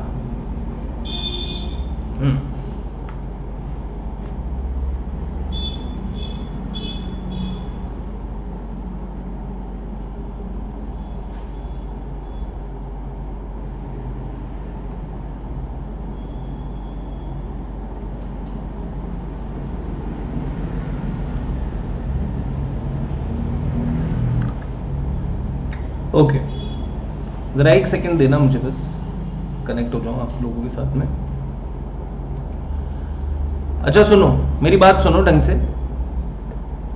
मैं ये कह रहा हूं कि जब मैं बात करता हूं एचडीएफसी, एचएसबीसी, एसबीआई, आप एटीएम बूथ पे ये चीज अलाउ करते हो कि मैं कहीं से भी पैसा विड्रॉ कर सकता हूं, हाँ या ना। कहीं से भी, मतलब एटीएम मैं कोटक का लेके जाऊंगा कार्ड और कहीं से भी पैसा निकाल लूंगा। अच्छा लगता है सुन के? अच्छा तो लगता है, बहुत अच्छी बात है, अच्छा लगना भी चाहिए। जरा मैं आपसे ये भी कह दूं कि फिर ऐसा अगर यहां पे पॉसिबल है तो बैंक में क्यों नहीं कर देते? बोलो ना, अगर इतना ही पॉसिबिलिटीज है तो बैंक में क्यों नहीं कर देते? मतलब बैंक्स भी ऐसा ही करते हैं कि यार मैं जाऊं और कहाँ पहुंच गया मैं एसबीआई के बैंक में पहुंच गया, मैंने कहा जी मेरे को मेरे एचडीएफसी का पैसा निकलवा दो, चेक ले लो। वो बोले अरे वाह साहब चलो यहाँ ही दे दो। पॉसिबल है या नहीं है? वैसे पॉसिबिलिटीज, अगर ये पॉसिबल है एटीएम वाला, तो शायद वो भी पॉसिबल तो हो ही सकता है, पॉसिबिलिटीज तो है। लेकिन एटीएम को चलाने के लिए एक और डेटाबेस बनता है। कौन बनाता है वो डेटाबेस? चलो बताओ, थोड़ा सा आइडिया लगाओ, थोड़ा सा दिमाग लगाओ कि इसके बीच में इंटरमीडियरी है जिसने डेटाबेस सबका मेंटेन किया हुआ है, और वो कौन है? आरबीआई नहीं है। आरबीआई तो रेगुलेट करता है, आरबीआई मेंटेन नहीं करता, ठीक है। Regulatory authority is not the maintenance authority, please understand. अरे तुम लोग कार्ड जिसका घिसते हो उस कार्ड में कुछ लिखा होता है? Visa, master card. तो उन लोगों का शेयर्ड डेटाबेस होता है, उसकी वजह से एटीएम में क्रॉस ट्रांजैक्शंस पॉसिबल है। जबकि एचडीएफसी, एचएसबीसी से तो डेटा शेयर नहीं करेगा ना, नॉर्मल डेटा तो शेयर नहीं करेगा ना कि मेरे क्लाइंट तेरे यहाँ भी है, तेरा क्लाइंट मेरे यहाँ भी है, चल ऐसा कर, ऐसा डेटा शेयर कर लेते हैं, वो शेयरिंग नहीं होता है। लेकिन क्या एक और इंडिपेंडेंट बॉडी बना करके और अगर इस तरह की कुछ लेवरेज उठाने की कोशिश की जाए तो वो भी पॉसिबल है? पॉसिबल तो है, पॉसिबल बहुत कुछ है, राइट। बैंक्स आपस में कंसोर्टियम्स बना सकते हैं कि हम लोग साथ में एक दूसरे के साथ में इस तरह की इंटरबैंक ट्रांजैक्शंस परमिट करते हैं कि जाओ किसी भी ब्रांच में जाके किसी का भी पैसा निकाल दो, मजा आ जाएगा, नेक्स्ट लेवल हो जाएंगी चीजें। बट ऐसा नहीं करते। क्यों नहीं करते? क्योंकि सर सर्विस लेवल अलग है। अब आपको अगर एचएसबीसी में एक सेविंग्स अकाउंट खुलाना है, राइट, तो एचएसबीसी वाला क्या बोलता है कि 5 लाख रुपए रखना पड़ेगा मिनिमम बैलेंस, ठीक है। तो बोले तो हमारे बैंक में अकाउंट खुलेगा, वरना हम बैंक में अकाउंट नहीं खोल रहे आपका, सॉरी, राइट। तो एचएसबीसी में मेरे को प्रिविलेज सर्विसेज भी तो मिलेगा, आया ना। एचएसबीसी में मेरे को प्रिविलेज सर्विसेज भी तो देगा कि भाई इतना तो ये बैंक अकाउंट मेंटेन करता है तो उसको इतना सर्विसेज तो मिलना चाहिए। तो वो सर्विस जो दे रहा है उसका पैसा है रे बाबा, और उसके लिए वो उसने अपना पूरा सेटअप बनाया, उसने पूरा इंफ्रास्ट्रक्चर बनाया, उसको थोड़ी ना खराब कर देगा। कहाँ एचडीएफसी, कहाँ एचएसबीसी और कहाँ SBI, right. So that will not happen. But मैं आपको बता रहा हूं कि पॉसिबिलिटीज कहां तक जा चुकी हैं, और आप क्रॉस बैंक ट्रांजेक्शन्स भी इनिशिएट कर सकते हो। So these are the possibilities that I have tried to, मतलब बोलते हैं ना जिसको एक्सप्लोर करो, तो वो एक्सप्लोर करने का प्रयास किया। आपको कैसा लगा अभी तक का डिस्कशन? आई थिंक अच्छा डिस्कशन है, उम्दा डिस्कशन है। आपको इसके बेसिस पे बहुत कुछ समझ में आएगा, मुझे ऐसा लगता है, राइट। ये सब चीज़ें हेल्प करती हैं, जो बैकग्राउंड है ना, ये सब हेल्प करता है कि बैंकिंग का बैकग्राउंड क्या है। सो इनके पीछे जो भी कुछ चीज़ें हैं, जो भी शक्तियाँ हैं, ठीक है, वो सब मैंने आपको बता दिया, राइट। ये महाशक्तियों का मतलब बोलूँ सम्मेलन है जिसके थ्रू ये सब कुछ हो रहा है। ओके, सो थोड़ा सा और चलते हैं आगे। चलो, मैंने वैसे अगला सवाल यही पूछा था कि क्या ये ब्रांचेस में भी पॉसिबल है। हाल फिलहाल तो नहीं है, और मुझे नहीं लगता आगे भी इस वजह से होगा, because branches are service centres, और सर्विस सेंटर्स पे लेफ्ट राइट कर लेना अच्छी बात नहीं होगी। लेकिन आप ऑलरेडी देख सकते हो कि चलो ब्रांच पे चाहे नहीं भी मिल रहा है, कोई फ़र्क नहीं पड़ता, लेकिन आजकल यूपीआई और आईएमपीएस की सेवा बहुत स्ट्रांग आई है। हाँ या ना? यूपीआई और आईएमपीएस की सेवा बड़ी स्ट्रांग आई है। ब्रांच पे ये सब नहीं भी कर रहे हो तो भी आजकल इंटर ब्रांच ट्रांजेक्शन होने में तकलीफ लग रही है क्या? और आपको आजकल वाकई में क्या बैंक तक पैर लेके जाना पड़ रहा है क्या? नहीं। तो अब समझो हम लोग बहुत ही डिफरेंट एनवायरनमेंट में आ चुके हैं। Earlier it was not this. मैं आपको बताऊं ना, एसबीआई में जनरली सैलरी क्रेडिट होती थी पहले लोगों की, एम्प्लॉयज़ की, राइट? तो सैलरी क्रेडिट होती थी। एसबीआई वाले जनरली जो सरकारी खाते होते थे वो एसबीआई में ही होते थे, और कोई गवर्नमेंट एम्प्लॉय है तो उसका सैलरी एसबीआई में ही क्रेडिट होता था। तो अब वो एसबीआई में उसका अकाउंट है, वो बेचारा जाएगा। अब जाके देखो तुम, सैलरी जिस दिन क्रेडिट होती है उसके अगले दिन जाके देखो, सबका लगभग 7 तारीख तक सैलरी आता है। ठीक है, चाहे वो पियोन लेवल हो चाहे वो सीएफओ लेवल हो, सबका 7 तारीख तक सैलरी आता है। तो गेट के बाहर तक लाइन लग रही है। मैंने कहा क्या जीवन हो गया है। मतलब जब कभी भी मेरे को एसबीआई भेजा जाता था, मम्मी भेज देती थी ना कभी कि अभी 10:30 बज रहे हैं, सुबह सुबह अभी बैंक खुला ही होगा, बस तू पहुंच जा, तो मैं टिफिन लेके जाता था लंच का, कि वहाँ कुछ खा भी लूंगा, कुछ दे दो डब्बे में बांध के, राइट? इस तरह जाता था मैं। ठीक है, तो मतलब टिफिन बॉक्स लेके जाते थे। टिफिन बॉक्स लेके जाता था मैं, और फिर ना इतने सारे लोग, और फिर कितने सारे लोग बेचारे पता भी नहीं होता था उनको। तो भाई साहब एक आई होवे छे, तो मैंने कहा भाई आ होवे छे, आप थोड़ा साइन वाइन कर दो यहाँ पे, और कुछ भी नहीं है। और भाई साहब पेन देना, पेन देना, पेन देना। पेन खो के ही आता था हमेशा। मैंने कहा जी 40 रुपये का, 30-40 रुपये का लॉस तो होता ही था, पेन क्योंकि खोता ही होता था। ठीक है, फिर मैंने सस्ते पेन रखना चालू किया। मैं 3 रुपये का पेन रखेंगे, क्यों 40 रुपये का पेन रखता है, पेन वही हो जाए तो अच्छा है, राइट? एसबीआई में और डिमोनेटाइजेशन की लाइन में, एसबीआई वालों को तो डिमोनेटाइजेशन में फर्क ही नहीं पड़ा होगा। उन्होंने कहा हमारे तो ऐसे ही होता है रोज ही, आपके मतलब क्या कुछ नया तो हुआ नहीं है, डिमोनेटाइजेशन हो गया, राइट? चलो अब मेरी बात समझो। मैंने जो अगली डायग्राम आपको दिखानी है ना, मैं बोल रहा हूं मैंने बड़ी तसल्ली से और बहुत समय लेके बनाई है, क्योंकि मुझे आपको समझाना है architecture of core banking system. और मैं आपको ये बता दूं, ये चीज ना प्रैक्टिकल नॉलेज के थ्रू ही पता लग सकती है। आपके बुक में लिखी हुई है, लेकिन आप कोरिलेट नहीं कर पाओगे unless and until I explain, right? So let me explain. और ये टाइम लेगा। हमारा डिस्कशन जो है आज वो इसी तरफ रहेगा, इस चैप्टर में, इस पर्टिकुलर जोन पे ही रहेगा, राइट? एंड हमने ये भी अगर आज पूरा कर लिया, पूरा पढ़ लिया, तो मैं अचीवमेंट ही बोलूंगा, क्योंकि अपने आप में इसमें बहुत लंबा डिस्कशन है। सो प्लीज अंडरस्टैंड, मैं जो यहाँ पे डिस्कशन करने जा रहा हूँ बहुत भारी होने वाला है, बहुत ही बढ़िया होने वाला है, and I want you to be ready. ठीक है, और आप समझने को इच्छुक होने चाहिए, क्योंकि कॉम्प्लिकेटेड सा दिख रहा है डायग्राम, जो दिख रहा है भारी सा, ठीक है, पर बहुत सुंदर बनाया मैंने, बहुत मेहनत करी है, राइट? इसको सबसे पहले तो हर कोई जना अपनी कॉपी में ड्रॉ कर ले। ठीक है, आप एक कोर बैंकिंग की हेडिंग डाल के इसको ड्रॉ जरूर कर लें। Take 3 to 4 to 5 minutes, whatever you feel like. ठीक है, but draw it out well, right? इसको अच्छे से बना लो, प्लीज बना लो। आपको बिना बनाए या बिना इसको समझे आपको आगे की चीजें नहीं समझ में आएंगी, और एक बार इसको समझने के बाद जब आप कॉपी खोल के पढ़ेंगे तो आप देख लेना, मतलब बुक खोल के पढ़ेंगे, आपको नेक्स्ट लेवल समझ में आएगा, राइट? तो कोई भी जना इसमें कोई शॉर्टकट मत काटना, पक्का ड्रॉ करो। Take 5 minutes, draw it out. I would appreciate that, I would really appreciate that. जो बच्चा ड्रॉ करेगा मैं बहुत अप्रिशिएट करने वाला हूँ उसको। ठीक है, मेरी इच्छा है मैं उसको अप्रिशिएट करूँ, तो प्लीज ड्रॉ कर लो एक बार, राइट? मैं इतना आग्रह कर रहा हूँ तो ड्रॉ कर लेंगे, ठीक है? और मैं वेट भी करूंगा, आप मुझे ड्रॉ करके बताएंगे आपने ड्रॉ कर लिया है, फिर ही मैं आगे बढ़ूंगा। तो आई will be waiting also, so please draw.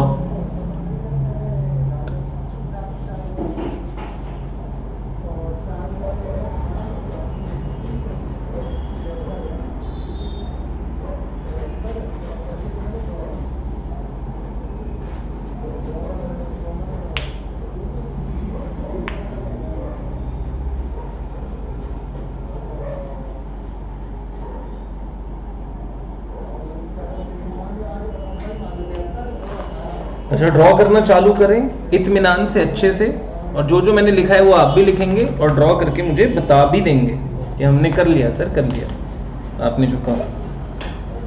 I am not giving a break, मैं फ्री हूँ, कहीं नहीं जा रहा, हम बस चार्जर्स चेंज कर रहे हैं।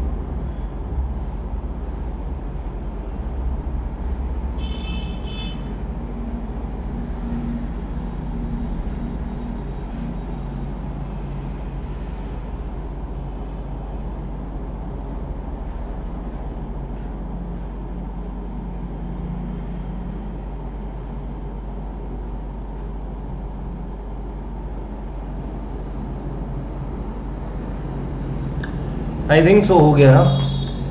गुड, ग्रेट, बहुत अच्छा किया, बना लिया तुमने, वेरी गुड। 1 मिनट और लेंगे, ले लो भाई ले लो।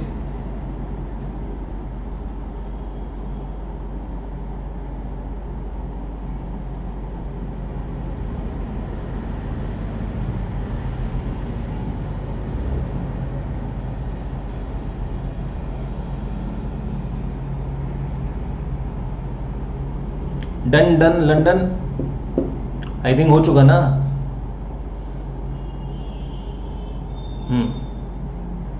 सुनो बहुत ध्यान से, अब मतलब एकदम कंटाक्ट गजब बात करने वालों, बहुत मजा आने वाला है। बहुत ध्यान से सुनना, इत्मीनान से सुनना, चीज़ों को डेप्थ में समझना, और फिर ही बात बैठेगी सारी की सारी। अच्छा, कोई भी कस्टमर है, कस्टमर के पास जनरली 3 ऑप्शन है बैंकिंग का। आज की दुनिया में, आज की तारीख में 3 ऑप्शन है बैंकिंग का, राइट। एक हो गया ब्रांच बैंकिंग, एक हो गया एटीएम बैंकिंग, और एक हो गया internet banking. Option 1 internet banking है, घर पे बैठ आराम से रह, बैंकिंग कर, खुश हो जा, धन्य हो जा, बहुत अच्छी बात है। दूसरा ऑप्शन है ब्रांच बैंकिंग, ब्रांच पे जा, तेरा थोबड़ा देखेंगे, उसी से तुझे वेरीफाई करेंगे और आगे जा करके काम होगा। और हमने कहा ऑप्शन 3 क्या हो सकता है, एटीएम से चला जाए यार, कार्ड वार्ड होगा तेरे पास में फैक्टर्स ऑफ ऑथेंटिकेशन होंगे, कार्ड यूज़ कर, पिन यूज़ कर, पैसा निकाल, घर जा, खुश हो जा। ये सब सुविधाएं हैं, और ये जो सुविधाएं हैं ये काफ़ी हद तक महत्वपूर्ण सुविधाएं हैं। मेरी बात बहुत ध्यान से सुनना और ध्यान से समझना, ठीक है, क्योंकि अगर इसमें समझने में गलती हुई तो पिटाई ज़्यादा बड़ी होगी, और हम नहीं चाहते कि आपकी पिटाई किसी भी तौर पे। अच्छा, मैं आपसे क्या कह रहा हूँ कि इंटरनेट बैंकिंग के अंदर जो हम लोगों का जो फ्रेमवर्क है, और जो ब्रांच बैंकिंग का फ्रेमवर्क है, और जो एटीएम बैंकिंग का फ्रेमवर्क है, these are all different, these are all different. अच्छा, इंटरनेट बैंकिंग में क्या होगा समझना। देखो, ब्रांच में सबसे कम प्रोसेस दिख रहा है, बोलो हाँ या ना। ब्रांच में सबसे कम प्रोसेस दिख रहा है,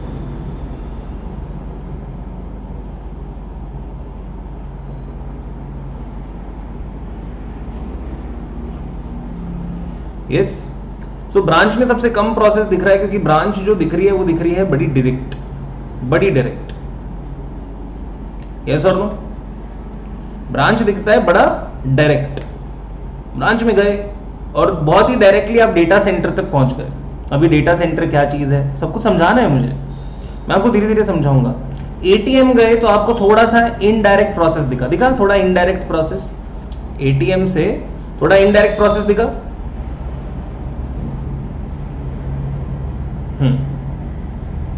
अरे भाई साहब मोहक, मैं भाई शांत हो गया था, जैसे ही मैंने देखा कि प्रोसेसिंग अटकी, हम शांत हो गए। भाई हमें भी पता चलता है आपके एंड पे वीडियो अटक गया, लिखे जा रहे हैं, भाई कुछ बोला ही नहीं मैंने, क्या समझाऊं, मम रह लूं और आधा घंटा, फिर पूछो क्या समझाया। मैंने कहा मैं शांत था, मैं तो बोला ही नहीं था तब कुछ। आपको वहीं से तो कंटिन्यू कर रहा हूं जहां से छोड़ा था। सो गए थे आप बीच में बेटा, ठीक है सर, कुछ नहीं समझा, स्ट्रक था वीडियो। बाकी लोगों का तो नहीं था, सबका स्ट्रक था क्या, खत्म ही हो गया क्या वीडियो, आ ही नहीं रहा था क्या पिछले 20-30 मिनट से? हाँ, अब लिख के बता तो दो। सबका चल रहा है बेटा, अपना इंटरनेट कनेक्शन सुधारो। और स्टक तो खाली 5 सेकंड के लिए था, स्टक तो ऐसा हुआ नहीं कि 15-20 मिनट स्टक हो गया, कुछ नहीं समझा। अरे 5 सेकंड में ऐसा क्या उड़ गया तुम्हारा? कौन सा गायत्री मंत्र पढ़ लिया मैंने जो आपने नहीं सुनाई दिया? ठीक है, सुनो मेरी बात, मैं क्या बोल रहा हूं, जब भी कोई बंदा ब्रांच जाता है तो ब्रांच से डायरेक्ट ट्रांजैक्शन करता है। ब्रांच में अगर आप देखोगे तो लेवल ऑफ वेरिफिकेशन सबसे कम है। आप अगर देखने की कोशिश करें तो ब्रांच में लेवल ऑफ वेरिफिकेशन सबसे कम है, यस और नो। ब्रांच में लेवल ऑफ वेरिफिकेशन सबसे कम, मतलब आपको इनडायरेक्ट चैनल नहीं दिख रही है। आप एटीएम में देखने जाएंगे तो एटीएम में चैनल थोड़ी बढ़ गई है, और आप इंटरनेट बैंकिंग में देखने जाएंगे तो इंटरनेट बैंकिंग का रास्ता और भी लंबा हो गया। क्यों लगता है आपको ऐसा हुआ है? अच्छा, सब लोग जा कहां रहे हैं? सब लोग जा रहे हैं एक सेंटर जगह पे, डेटा सेंटर बोल रहे हैं उसको। और सब लोग इस सेंटर पे क्यों जा रहे हैं? मतलब कोई तो वजह होगी, कोई तो कारण होगा। तो हमने कहा जी सेंट्रलाइज्ड सर्वर्स यही है, सेंट्रलाइज्ड एप्लीकेशन सर्वर भी है बैंक का, डेटाबेस सर्वर भी है और उसके साथ में एंटीवायरस सर्वर भी है जो आपको नीचे दिख रहा है। 3 सर्वर तो हमने सेंट्रल स्थापित करे, एंटीवायरस, ऐप सर्वर और डेटाबेस सर्वर। ये सेंट्रल है, मतलब जितना भी डेटा आ रहा है सब यहीं से आता है, चाहे तुम नेट बैंकिंग से जाओ, ब्रांच बैंकिंग से जाओ, एटीएम बैंकिंग पे जाओ, अल्टीमेटली यहां तक पहुंच के और फिर ही ट्रांजैक्शन प्रोसेस होगी। Do you get my point? इतना समझ में आता है कि नहीं आता है? जल्दी से बताओ मुझे, हाँ या ना? यस। अच्छा सर, ब्रांच से जाएंगे, ब्रांच से जाएंगे तो ब्रांच तो एक डिलीवरी पार्टनर है, किसका? जो ये सेंट्रलाइज्ड डेटा सेंटर है उसी का। तो ऑथोराइज्ड डिलीवरी पार्टनर है या नहीं है? Branch is an authorised delivery partner, yes और नो?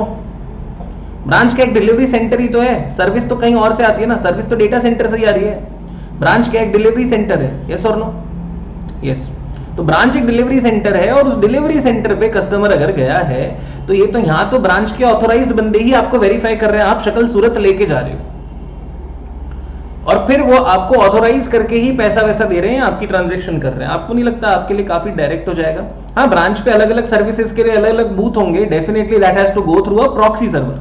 ब्रांच पे प्रॉक्सी सर्वर जरूर होगा, कोई एफडी वाला बंदा है वो भी कंप्यूटर चला रहा है, कोई और बंदा है वो भी कंप्यूटर चला रहा है, कोई और तीसरा है जो पासबुक हैंडल कर रहा है वो भी सिस्टम पे बैठा है, कोई और भी सिस्टम पे बैठा है। तो वो सभी लोग क्या करेंगे?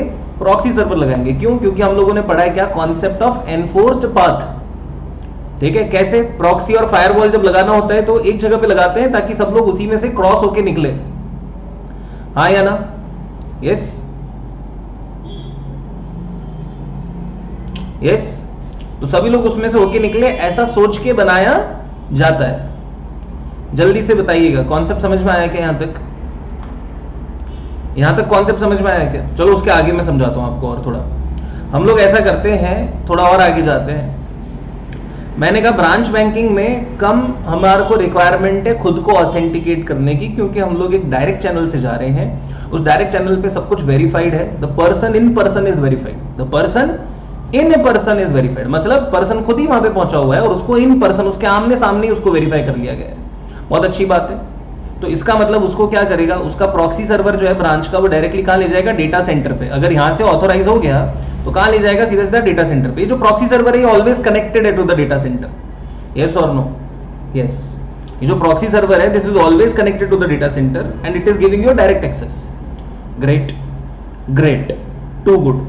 अब इसका ही एकदम उल्टा समझो इंटरनेट बैंकिंग। इंटरनेट बैंकिंग में लैपटॉप किसका? मोबाइल किसका? तुम्हारा।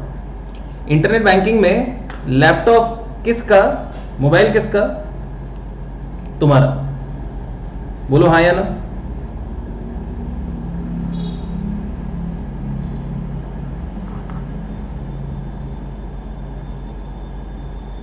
राइट?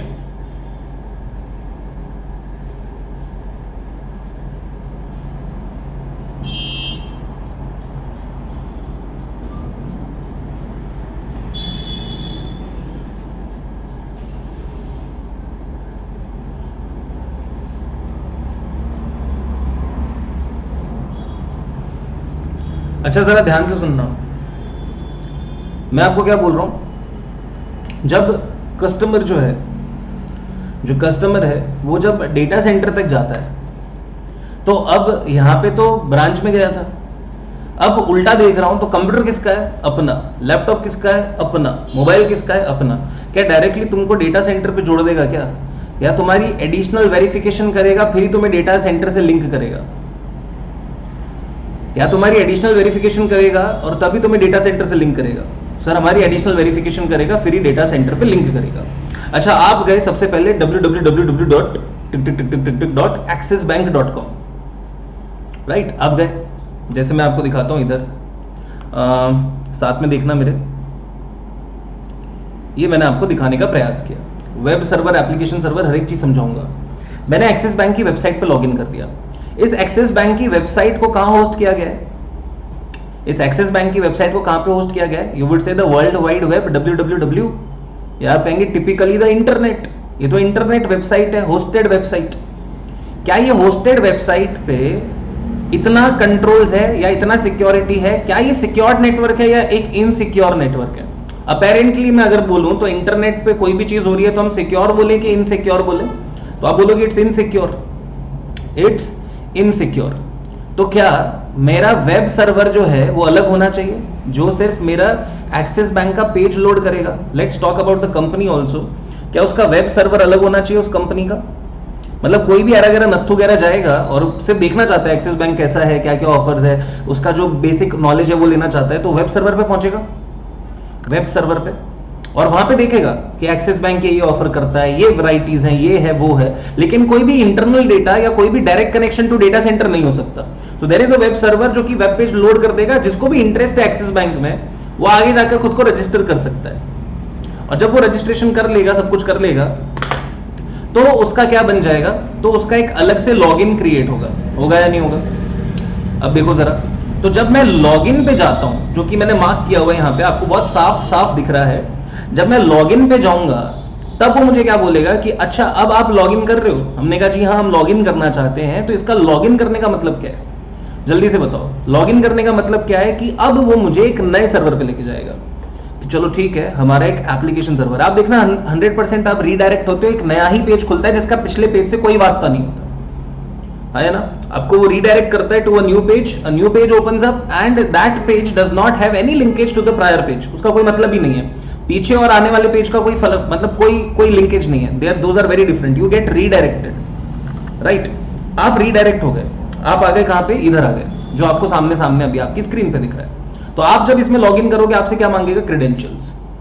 वो भी एक अलग डेटाबेस में सेव होना चाहिए ना। क्यों आपको मेन डेटाबेस सर्वर में घुसाएगा? वो अभी से नहीं एक्सेस देगा ना, अभी भी आप दूर हो गए। पहले आपको पूरी तरह से तसल्ली से वेरीफाई कर ले, फिर अपने गेटवे से, सिक्योर्ड गेटवे से क्या देगा? आपको एंट्री देगा कि आ जाओ, अब आ जाओ।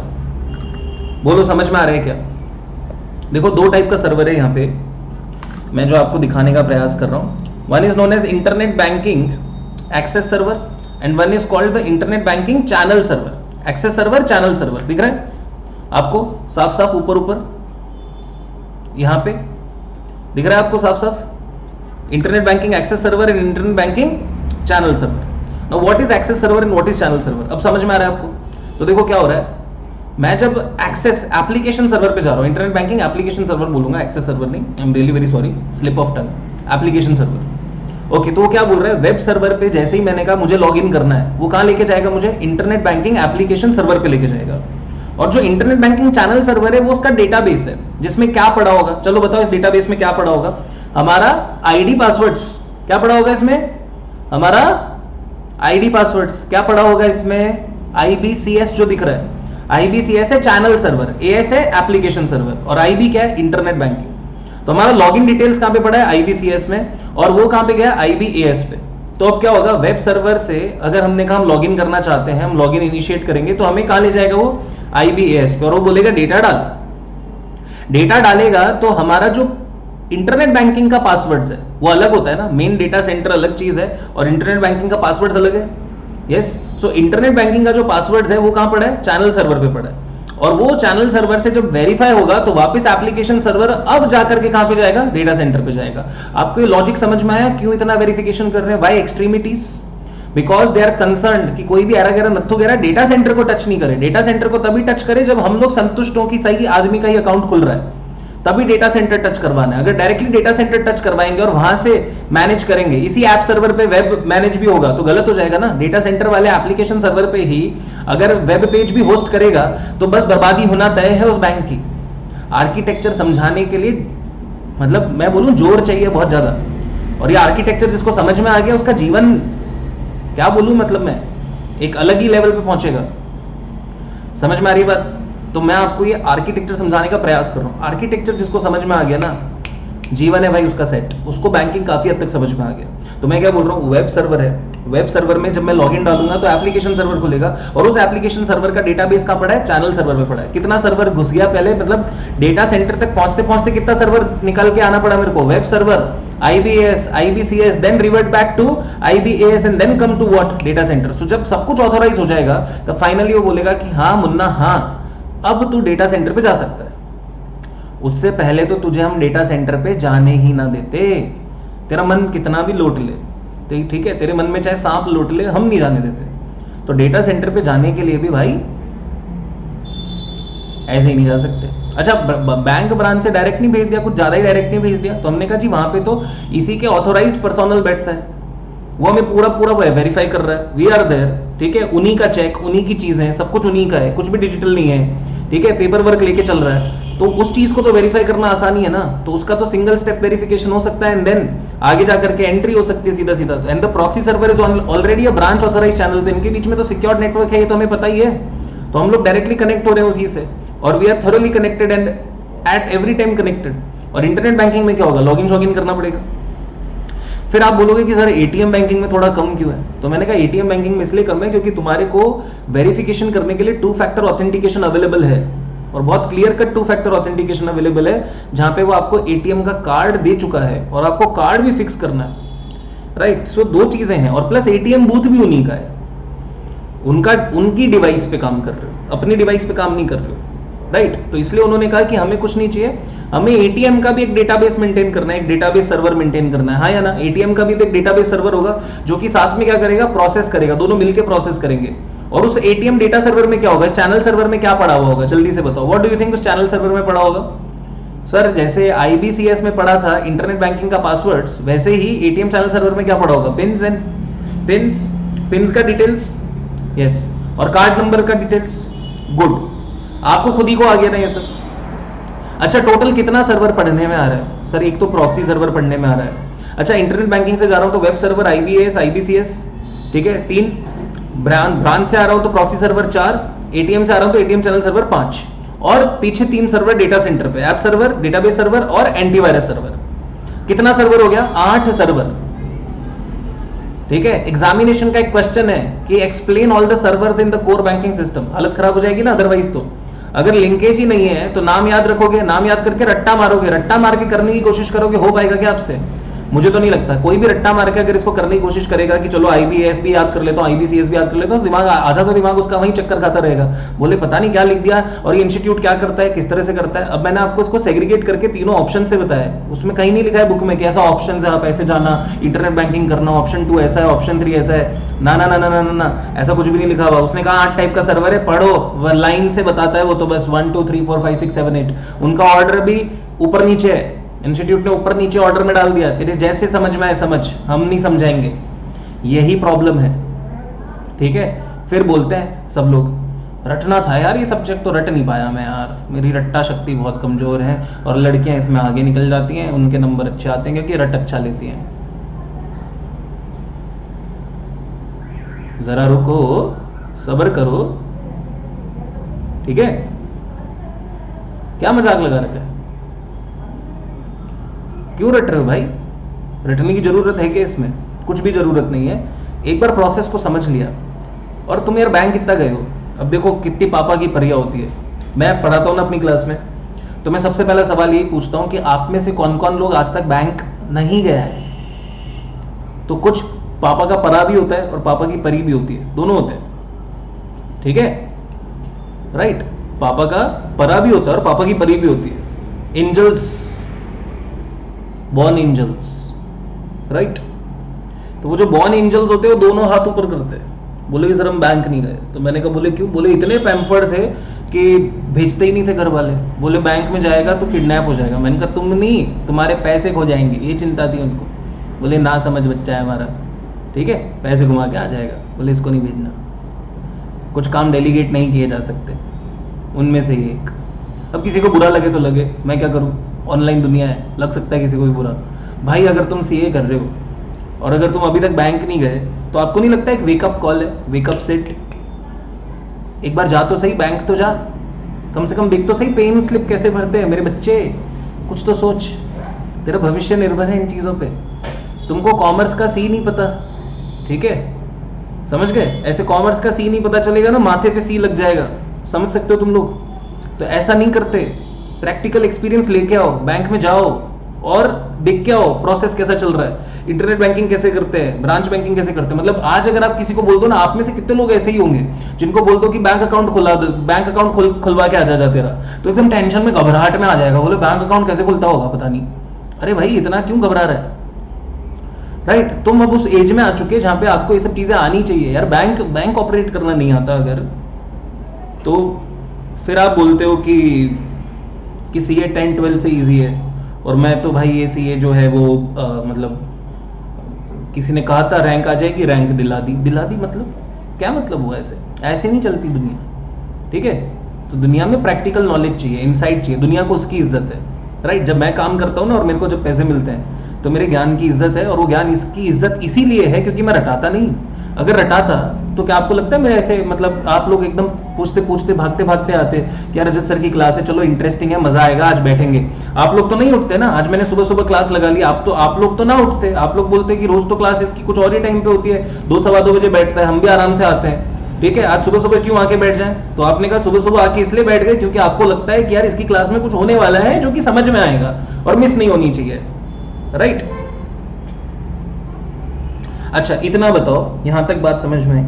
तो कितना सर्वर हो गया? 8 सर्वर। चलो मैं एक बार ऐसा करता हूं, मैं ना ये पेज ही हटा देता हूं। पेज हटाने का मतलब क्या है, ऐसे कर लेते हैं, ठीक है? और मैं तो आपसे चाहूंगा कि अब आप लोग बताएं। चलो मैं इंटरनेट बैंकिंग से जा रहा हूं, क्या मुझे डायरेक्ट जाना चाहिए या पहले मेरे को एक सर्वर रोकेगा? पहले वो बोलेगा कि ये तो हमारा जनरल पेज है। कौन सा सर्वर होगा वो? जो ऑफरिंग के बारे में बता रहा होगा, जो बैंक के बारे में बता रहा होगा, वेब सर्वर। मैं बोलूंगा अरे नहीं नहीं नहीं नहीं, मैं तो ऑलरेडी एग्जिस्टिंग कस्टमर हूं, क्या जाऊंगा? लॉगिन करने जाऊंगा। लॉगिन करूंगा तो कौन से सर्वर पे जाऊंगा? IBAS, that is internet banking application server. और फिर उसका जो उससे रिलेटेड जितना भी डेटा होगा, वेरिफिकेशन डेटा, वो कहां पे होगा? IBCS, internet banking channel server. मैं एटीएम से जाऊंगा तो एटीएम में एटीएम का बूथ लगा पड़ा है, एटीएम का प्रोसेसर लगा पड़ा है, बहुत अच्छी बात है। तो एप्लीकेशन सर्वर की बात ही नहीं है, वो बूथ पे ही सब प्रोसेस हो जाता है। तो मैंने वहां से प्रोसेस करना स्टार्ट करा। उसके अलावा कौन सा सर्वर है? IBCS या ATMCS? तो आप बोलेंगे ATMCS, राइट? एटीएम का चैनल सर्वर है जिसमें वो सारा पिन्स पासवर्ड्स वगैरह रखा हुआ है, और वो वहां से वेरीफाई करता है उसी का कंप्यूटर जो एटीएम बूथ पे लगा हुआ है, और उसी से आगे भेजता है। कॉन्सेप्ट समझ में आया? रेलेवेंट बैंक, और उसके डेटाबेस में जाएगा। अच्छा, कौन सी जगह पे जा रहा है अंत में डेटा? डेटा सेंटर पे।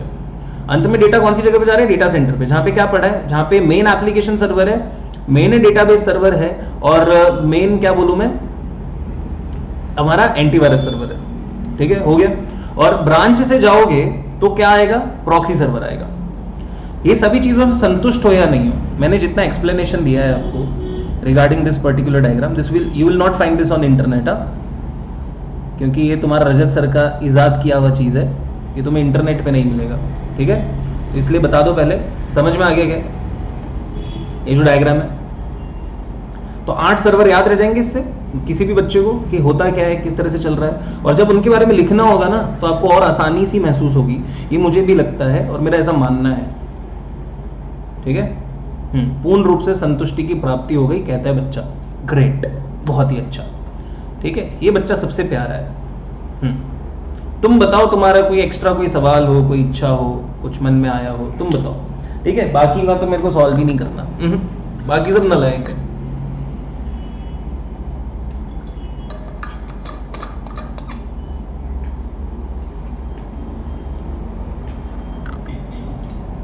अच्छा सुनो मेरी बात और आगे, कुछ और भारी बोलने जा रहा हूं, कुछ और भारी बात करने जा रहा हूं। अच्छा, ब्रांच का तो आज भी फंक्शनिंग टाइम होता है, क्या हम कहते हैं 9 से 5? ब्रांच का आज भी फंक्शनिंग टाइम होता है, क्या हम कहते हैं 9 से 5? अच्छा, 9 से 5 तो वो चलता है। 9 बजे जब खुलता है, 9 बजे जब खुलता है तो आपको एंट्री 9 बजे मिलती है कि 10 बजे बाद मिलती है? सर कुछ पता नहीं है, हम तो कभी बैंक ही नहीं गए। नहीं, जो गए, जो कभी खड़े हुए।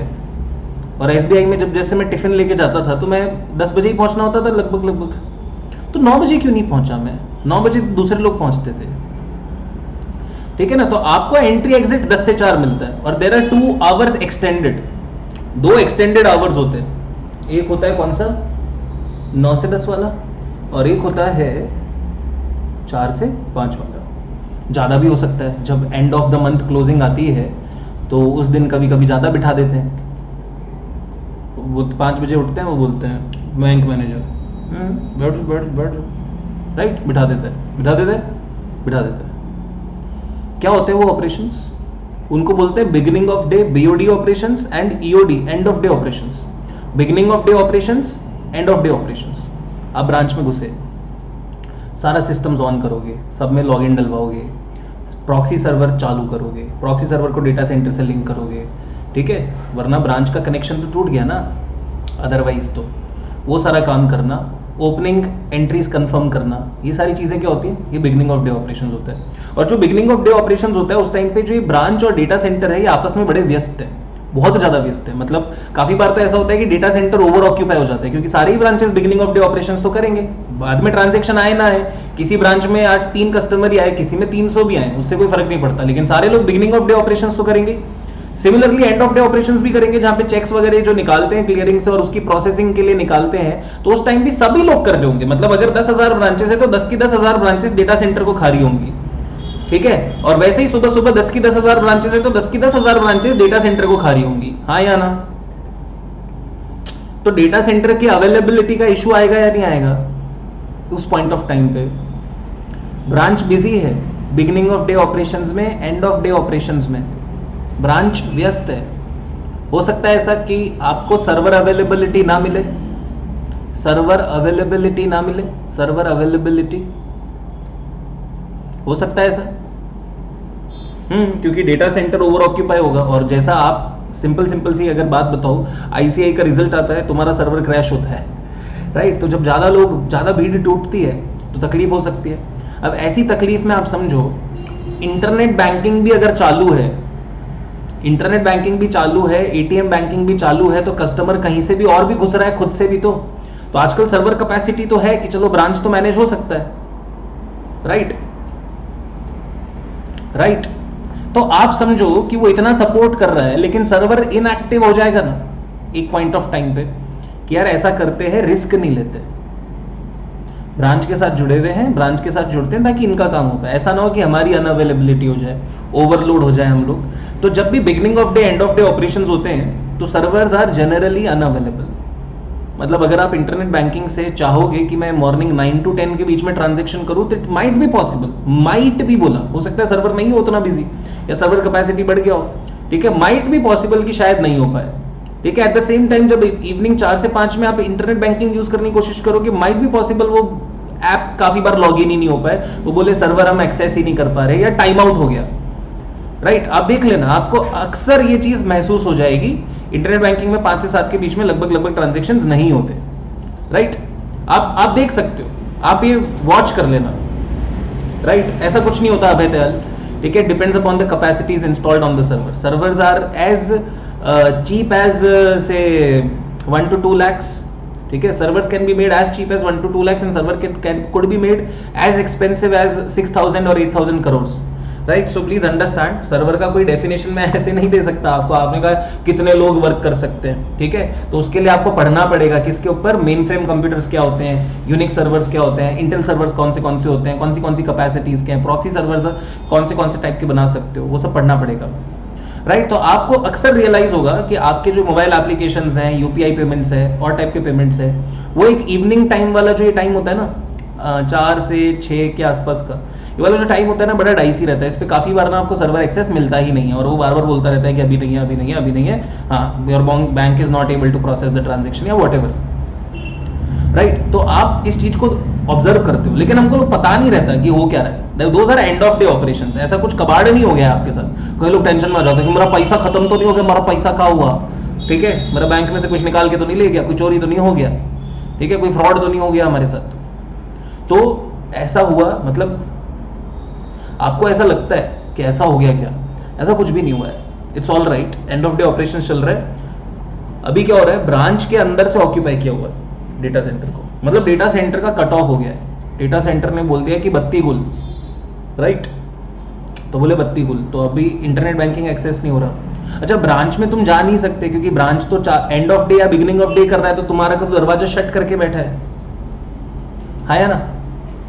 ब्रांच में तुम जा नहीं सकते, ब्रांच एंड ऑफ डे अपने आपको beginning of day and of day shut करके बैठा है, बोले कि हमारे तो दरवाजे बंद है भाई, कवच लगा रखा है हमने, तो आप नहीं आ सकते, शक्ति कवच नहीं भेज सकते आप, ठीक है, कि हम पावर रेंजर्स खड़े हैं आपके आगे। तो गार्ड खड़ा होता है एकदम बंदूक लेके, वो बंदूक आज तक उसने ही नहीं चलाई, ठीक है, हाँ, और वो इतना बूढ़ा हो गया है कि उसका कंधा लटक जाएगा जिस दिन बंदूक चला लेगा वो, राइट, उसको पता ही नहीं है, बस बंदूक लेके खड़ा है, राइट। शो ऑफ के लिए होती है वो, 3 बंदूक देता है वो वाला जो है ना, हाँ।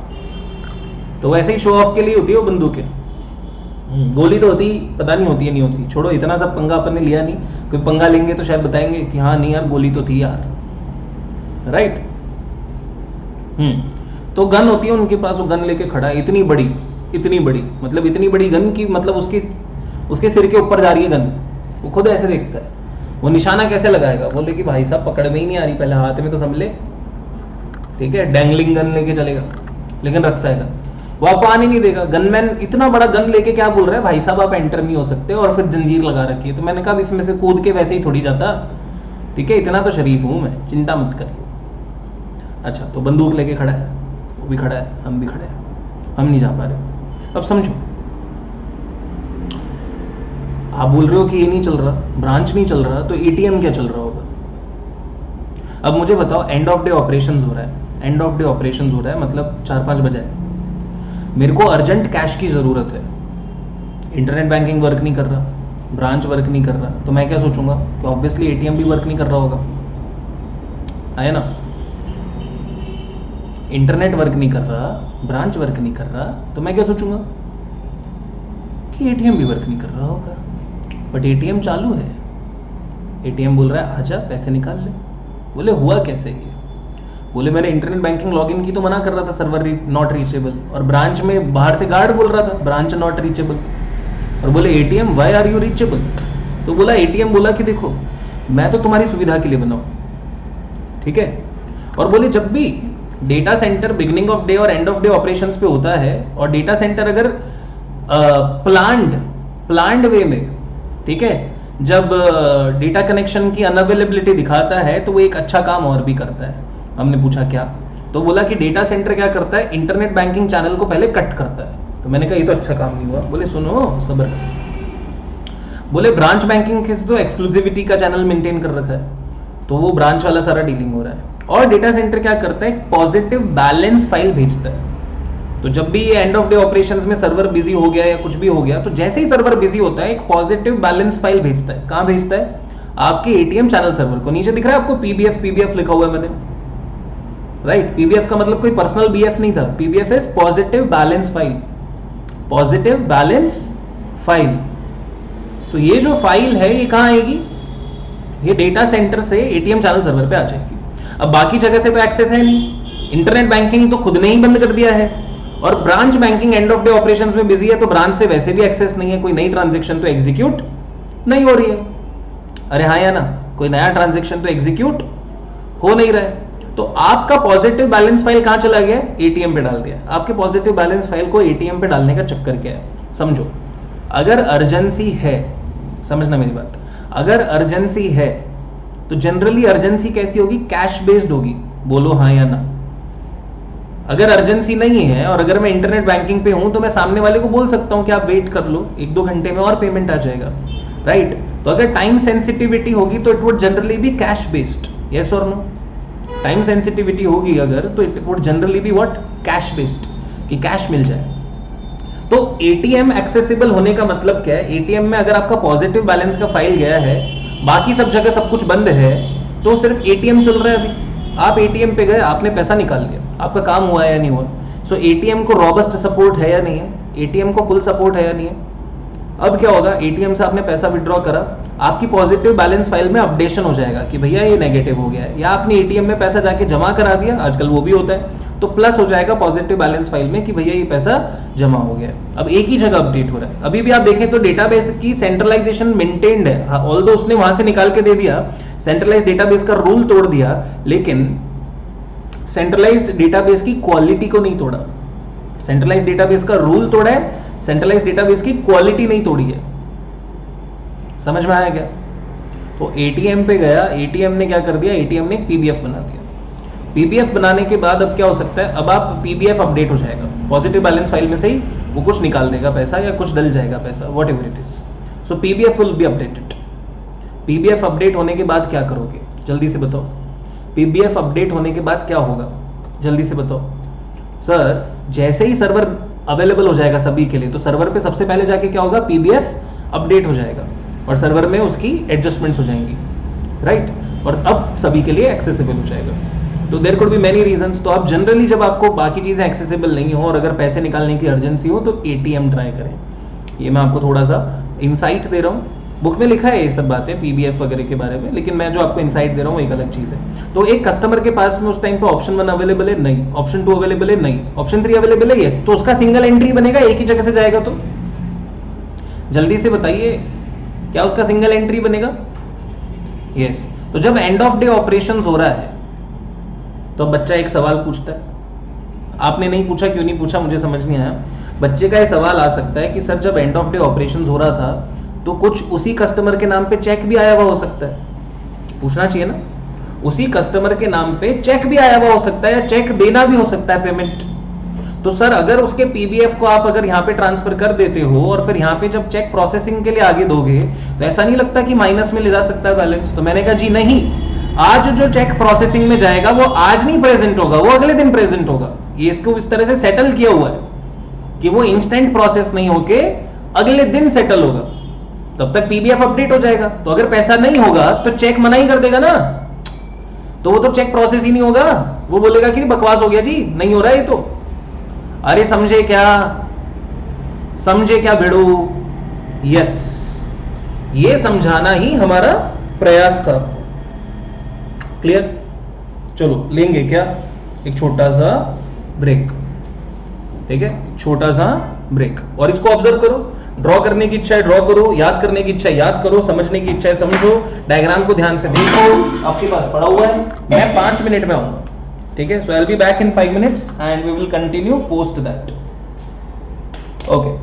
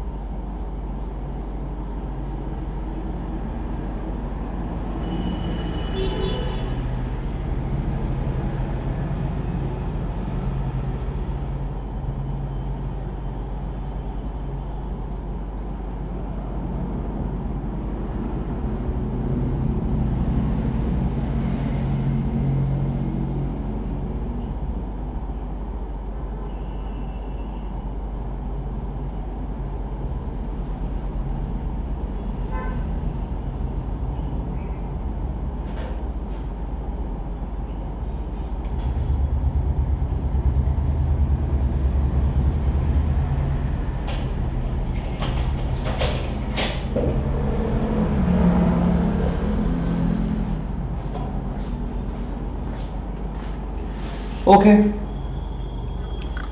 I think we may continue now, right? So मुझे बताइएगा आपको कोई डाउट हो यहाँ तक किसी भी चीज में, I would be ready to explain. Otherwise I feel that सभी कुछ बहुत अच्छे से हो चुका है. फिर भी मन में कुछ रह जाए तो पूछ लेने का. आई थिंक हो चुका है सब अच्छे से. चलो बहुत पढ़ा दिया सर आज आपने. कोर बैंकिंग का नॉलेज मिला, अच्छा ठीक है. अब मैं थोड़ा बीच में से पढ़ाऊंगा. मैंने कोई ब्रेकफास्ट नहीं किया, right. I had milk and cornflakes सुबह सुबह, वही मेरा ब्रेकफास्ट है. सो ऐसा कोई स्पेशल ब्रेकफास्ट नहीं होता है कि पाव भाजी बन गई सुबह, राइट. ऐसा नसीब नहीं है वो यार, ठीक है. भेल पूड़ी खा रहा है सुबह, वो होता है ब्रेकफास्ट. कॉर्नफ्लेक्स और दूध क्या है इसमें. हम तो बस बोल देते हैं हेल्दी ब्रेकफास्ट खा रहे हैं, खा के बोल के ऐसे खुश हो जाते हैं, ठीक है. बाकी ये कोई ब्रेकफास्ट होता है क्या, कॉर्नफ्लेक्स और दूध, राइट. पाव भाजी रोज सुबह सुबह. एक दिन बोले कि पाव भाजी खा लो, फिर बोले आज सिजलर बनाया है, बोले अभी बोले पास्ता, अभी बोले ये. तो मैंने कहा इसको बोलते हैं ब्रेकफास्ट, ठीक. नहीं बेटा सूखा तो नहीं था, वो दूध में डुबो के ही खाया था मैंने, राइट. सूखे कॉर्नफ्लेक्स नहीं खाता मैं. मैम को बोलिए बनाने को. लो ये बोल रहा है कि भाई आग में कूदो सर, आग में कूदो. मैम को बोलो बनाने को. बड़ा आया, शादी हुई नहीं है, पता कुछ है नहीं, मैम को बोल दो. ये वेरी गुड. क्या नाम है इसका, दीपक. दीपक मरवा के मानेगा गा, दिक्कत करवा के मानेगा गा. ठीक है बेटा, भगवान से तो डरो थोड़ा, कुछ भी बोल देते हो. अच्छा सुनो, मैं थोड़ा सा आगे जाऊंगा, है ना. अपन एकदम ये सीबीएस नहीं पढ़ेंगे.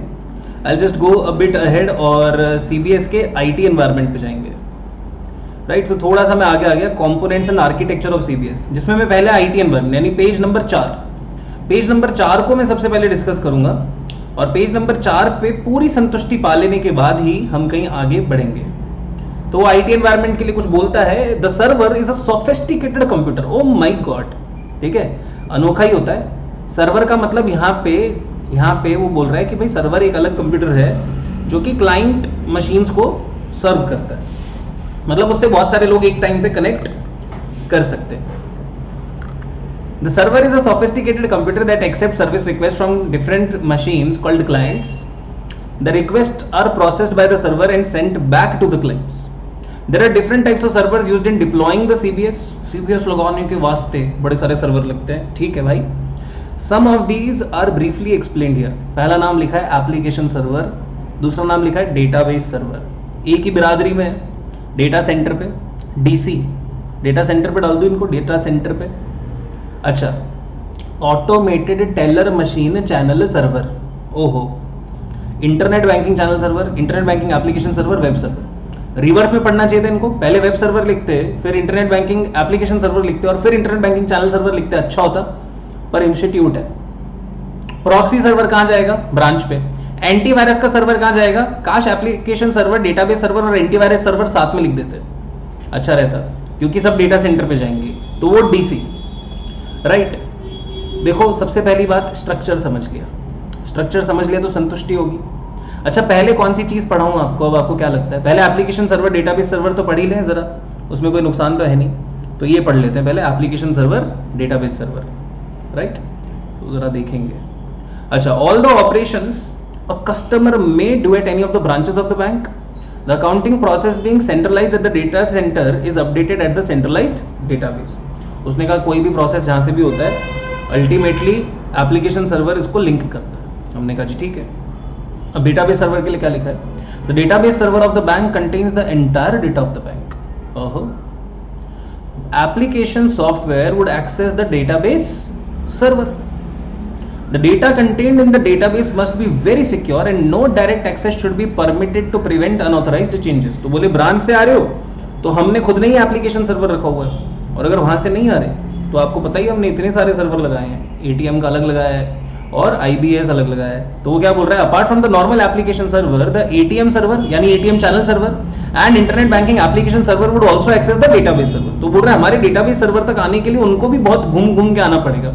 तो बोल रहा है एप्लीकेशन सर्वर जो कि ब्रांच से जोड़ा था हमने, प्रॉक्सी ब्रांच में लगा के, और एप्लीकेशन सर्वर इधर रखा था, उस एप्लीकेशन सर्वर को तो एक्सेस मिल ही रहा है, लेकिन साथ साथ उनको भी मिल रहा है। तो मैंने उनको भी डेटा सेंटर से लिंक करा था, इफ यू रिमेंबर। तो बहुत सिंपल सी बात है, मैंने उनको भी डेटा सेंटर से लिंक करा था, आपके सामने ही थी वो सारी बात। तो अब जो ये डेटा सेंटर पे जो लिंक हो रहा है, जो ये डेटा सेंटर पे लिंक हो रहा है, ये एक्चुअली कहाँ पे लिंक करना है हम लोगों को? अगर मैं ऑनेस्टली बोलूँ तो हम लोगों को ये कहाँ पे लिंक करना है? हम लोगों को इसके DB में लेके जाना है। मतलब यहाँ से यहाँ और यहाँ से आप देख ही सकते हैं, वैसे तो इसको भी मैं यहाँ स्ट्रेच करूँगा। आ गया कॉन्सेप्ट समझ? पहले हमने यहाँ तक ही रखा था, तो हम इसको यहाँ से उठा करके यहाँ लेके जाएंगे। ठीक है, एप्लीकेशन सर्वर किसके लिए? ब्रांच के लिए। ठीक है, तो वो बोल रहा है कि हमारे एप्लीकेशन सर्वर पे ब्रांच अपने प्रॉक्सी सर्वर से आएगा। हमने कहा ठीक है। बोले बाकी लोग भी आएंगे हमारे डेटाबेस सर्वर पे, सिर्फ ब्रांच ही तो नहीं आएगा, ये भी आएगा, ये भी आएगा। अभी तक संतुष्ट हो अपने डिस्कशन को लेकर के सारा का सारा? यस, संतुष्ट हो? संतुष्ट होना बहुत जरूरी है। ठीक है, जिसने संतुष्ट हो गया जो इंसान, उसने अपने जीवन में सारी संपत्ति को प्राप्त कर लिया। बोलते ना ऐसा कुछ। तो बस तुम संपत्तियां प्राप्त करो मेरे बच्चों। अच्छा पढ़ो, वापस पढ़ो। तो वो क्या बोल रहा है, एप्लीकेशन सर्वर वो बोल रहा है कि हमने सभी ब्रांचेस ऑफ द बैंक के लिए बनाया। ठीक है, क्योंकि हमारा सारा का सारा प्रोसेस क्या है, सेंट्रलाइज्ड है, तो ब्रांच वाले जितने भी हैं वो हमको यहाँ पे अपडेट करने, तो हमारे एप्लीकेशन सर्वर पे आएंगे। हमने कहा बहुत ही बढ़िया। और बोले जो डेटाबेस सर्वर है उससे तो हमारे पास में वो भी आएगा, internet banking application server. Application server क्यों लिखा है और चैनल सर्वर क्यों नहीं लिखा? क्योंकि चैनल सर्वर में तो सिर्फ ऑथराइजेशन का डेटा था, तो जैसे ही वो चैनल सर्वर का डेटा उधर एप्लीकेशन सर्वर ने वेरीफाई कर लिया, फिर एप्लीकेशन सर्वर से ही लिंक करेगा। और ATM का तो एक ही सर्वर था, तो वही सर्वर जुड़ेगा डेटाबेस सर्वर से आके। कॉन्सेप्ट समझ में आ गया क्या? Yes, yes sir, clear. चलो बहुत बढ़िया। अब और देखो ना, अब अगला सर्वर डिस्कस करते हैं। अगला सर्वर कैसे डिस्कस करेंगे? मैं ATM पे बाद में आऊंगा। मुझे पहले ब्रांच से जोड़ना है। ठीक है, ब्रांच से, और उससे भी पहले मैं एंटीवायरस सॉफ्टवेयर सर्वर डिस्कस करना चाहता हूँ। कर लूँ ऐसे ही, मेरी इच्छा अनुसार कर लूँ, क्योंकि सेंट्रल सर्वर्स पहले खत्म करें जो कहाँ पे? डेटा सेंटर पे। जो कहाँ पे? डेटा सेंटर पे। तो एंटीवायरस सॉफ्टवेयर सर्वर कहाँ है? डेटा सेंटर पे। The antivirus server is used to host antivirus software. Wow, पता ही नहीं था, अभी पता चल गया। Which is deployed for ensuring all the software deployed are first scanned to ensure that appropriate virus malware scans are performed। तो कहीं ना कहीं मैं बोल रहा हूँ एप्लीकेशन सर्वर के साथ में एंटीवायरस सर्वर लिंक्ड होगा, और वो बोलेगा कि भाई मैं जहाँ पे भी आ रहा हूँ, डेटाबेस सर्वर से पहले भी एप्लीकेशन ये एंटीवायरस सर्वर आ जाएगा। तो एंटीवायरस सर्वर क्या करेगा? वो बोलेगा हमारे पास में जो भी कुछ आ रहा है भाई स्कैन होके जाना, ऐसे नहीं जाएंगे। हमने कहा जी ठीक है। अब मैं बात करता हूं कि मैं जो पहला एक्सेस लेना चाहता हूं ब्रांच से लेना चाहता हूं, तो रिवर्स में पढ़ा रहा हूं, प्रॉक्सी सर्वर पहले पढ़ा रहा हूं। Proxy server is a computer that offers a computer network service to allow clients to make indirect network connections to other network services. I think आप समझ सकते हो इनडायरेक्ट कनेक्शन क्यों बना रहे हैं, ताकि सबका सेंट्रल कंट्रोल रहे। वरना जितने भी लोग हैं उस नेटवर्क पे, वो सारे के सारे लोग अगर खुद से सर्वर पे कनेक्ट करेंगे तो अच्छा नहीं होगा। तो क्लाइंट जो है, यहाँ पे क्लाइंट का मतलब क्या है? A client connects to the proxy server. यहाँ पे क्लाइंट का मतलब क्या है? यहाँ पे क्लाइंट का मतलब है वो आदमी। कौन सा आदमी? सोचो ना, क्लाइंट का मतलब क्या होगा यहाँ पे? यहाँ पे जो ये क्लाइंट है इसका मतलब क्या है? क्लाइंट का मतलब है यहाँ पे ब्रांच डिपार्टमेंट्स। ब्रांच में FD है, लोन है, सारे नाटक हैं 100 तरह के। तो यहाँ पे क्लाइंट का क्या मतलब है? Branch departments.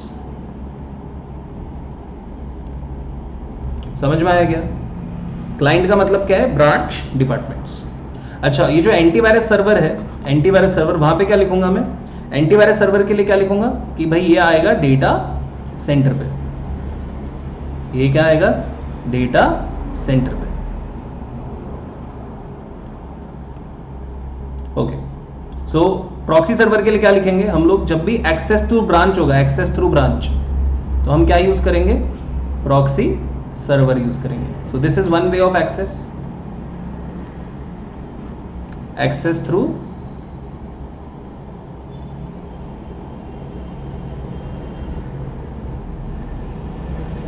ब्रांच। समझ में आया क्या? जल्दी से बताओ, ऐसे नहीं चलेगा। ठीक है, चलो सर, इतना समझा दिया, दया कृपा हो गई, वेरी गुड। अब उल्टा चलते हैं। ओके, इंटरनेट एक्सेस के केस में जो पहला तरीका है वो क्या होगा? सबसे पहली चीज, फर्स्ट फिल्टर वेब सर्वर। तो यहां पे क्या आएगा? 1, यहां पे 2 और यहां पे 3। मैं रिवर्स कर दूं, 1 2 3, राइट।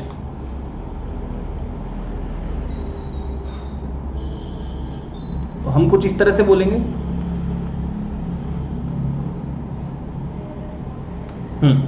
अब जरा देखना स्टार्ट करें क्या बोलता है। पहली चीज, पहला पढ़ता हूं नीचे से। A web server is used to host all web services and internet related software. All the online requests and websites are hosted and serviced through the web server. Simple सी बात लिखी है, वेब सर्वर का basic लिखा है। A web server is a program that uses HTTP to serve the files that form web pages to users in response to their request. तो बोले कि यहाँ तो वेब पेज मिलेगा। हमने कहा जी मेरे को एक्सिस बैंक का वेब पेज चाहिए, कहाँ मिलेगा? वेब सर्वर के थ्रू मिलेगा। तो उसका एक वेब सर्वर होगा जो पहले सिर्फ वेब पेज होस्ट करेगा। देखो जो ये HTTP यूज कर रहा है, HTTP क्या HTTP मोस्ट सिक्योर प्रोटोकॉल है क्या? सर इंटरनेट पे जब बात करने आए थे तो हमने कहा था कि हमें बहुत ज्यादा सिक्योरिटी नहीं चाहिए, हम लोगों को तो क्रॉस इंटरेक्शन चाहिए। अब आप बोलोगे कि नहीं HTTPS ज्यादा सिक्योर है, मैं तो बोलूंगा HTTPS भी उतना सिक्योर नहीं है जितने और दूसरे सिक्योर गेटवेज होते हैं जहाँ पे बैंक पेमेंट करवाता है आपको, राइट। तो उनको बहुत सारी चीजें फॉलो करनी पड़ती है तभी करा सकते हैं। तो अल्टीमेटली वेब सर्वर तो क्यों बनाया? वेब सर्वर इसलिए बनाया कि जो भी जना जानना चाहता है बैंक के बारे में वो बैंकिंग के बारे में जान सकता है। कहां से? उस वेब सर्वर से। अब जब आप लॉग इन करने जाओगे, ठीक है, मैंने वेब सर्वर पे गया, तो web server is what? General website, ठीक है, जिसमें क्या मिल रहा है? Information. It is general website. Okay, उसके बाद में क्या करने जाऊंगा? लॉगिन, जो लॉगिन मैं बोलूँ लॉगिन पेज जो होगा वो क्या होगा? वो यहाँ से होगा। मैं लॉगिन पेज भी बोलूँगा इसको, मैं इसको एक्सेस पेज भी बोलूँगा, जहाँ से एक्सेस मिलेगा, राइट। सो यहाँ से ही आपको एक्सेस मिलना है, ओके। और थर्डली क्या होगा? सारा का सारा डेटा होगा। कौन सा data? Login data. Login data, data यहाँ पे। अच्छा, वेरिफिकेशन कहाँ पे हो रहा है? एप्लीकेशन सर्वर पे चैनल सर्वर पे? तो आप बोलोगे एप्लीकेशन सर्वर पे, वेरिफिकेशन वहीं हो रहा है। डेटा कहाँ पड़ा है उससे मतलब नहीं है, वेरिफिकेशन कहाँ हो रहा है? ऐप सर्वर पे। क्लियर? अच्छा, रिवर्स पढ़ना स्टार्ट करें। I think you would be very intelligent and will be able to read. So मैं पढ़ना चालू करता हूँ आप लोगों के साथ में। देखो क्या लिखा है। Internet banking software which is stored in the IBAS authenticates the customer with the login details stored in the IBCS. वैसा ही कुछ बोला जैसा मैं आपको पहले ही पढ़ा चुका। Authentication process is the method by which details provided by the customer are compared with the data already stored in the data server. ठीक है, डेटा सर्वर यहाँ पे कौन सा है? यहाँ पे जो डेटा सर्वर लिख रहा है उसका मतलब क्या है? इसका मतलब है डेटा सर्वर कौन सा? IBCS। आ गई बात समझ में? तो ये जो डेटा सर्वर है इसका भी नाम क्या है? IBCS ही है। To make sure that the customer is genuine and has been provided with internet banking facilities. Concept समझ में आ गया क्या? पक्का बोलने का, एकदम कच्चा कच्चा नहीं बोलने का, एकदम पक्का बोलने का। आ गया समझ? बहुत ही अच्छे, सुपर सुपर डुपर, उससे भी ऊपर। चलो, internet banking channel server, just as in the case of ATM servers. अब वो बोल रहा है ATM में जैसे चैनल सर्वर था हमारा भी सर्वर है। मैंने कहा मैंने तो पढ़ाया ही नहीं अभी तक। ठहर, कोई बात नहीं। वहां पे क्या बोल रहा है? Where the details of all the account holders who have the ATM facility are stored, the internet banking database server stores the same नहीं the user name and passwords of all the internet banking customers. So internet banking channel server software stores the name and password of the entire internet banking customers. समझ में आया क्या?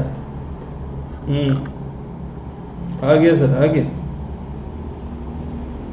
अब आप मुझे बताओ, मैंने जिस तरह से आपको पढ़ाया है उसके बेसिस पे आपको क्लैरिटी ज़्यादा है ना? याद कर लोगे ना? लिख सकते हो ना ये सारी चीज़ें भी जो अंदर लिखी हुई है? रटना नहीं पड़ेगा, अदरवाइज आपके लिए बहुत पेचीदा हो जाता है। पता नहीं कितने सर्वर हैं, क्या करते हैं, क्यों हैं, बस हम करे जा रहे हैं, राइट। तो अपने को एकदम क्लियर चाहिए, ऐसा नॉलेज चाहिए कि आपको लगे कि टेक्स्ट अरे टेक्स्ट तो ऐसा है कि टेक्स्ट तो ऐसा ही होना चाहिए था, मैं लिखता तो भी मैं भी ऐसा लिखता, ये वाली बात आनी चाहिए।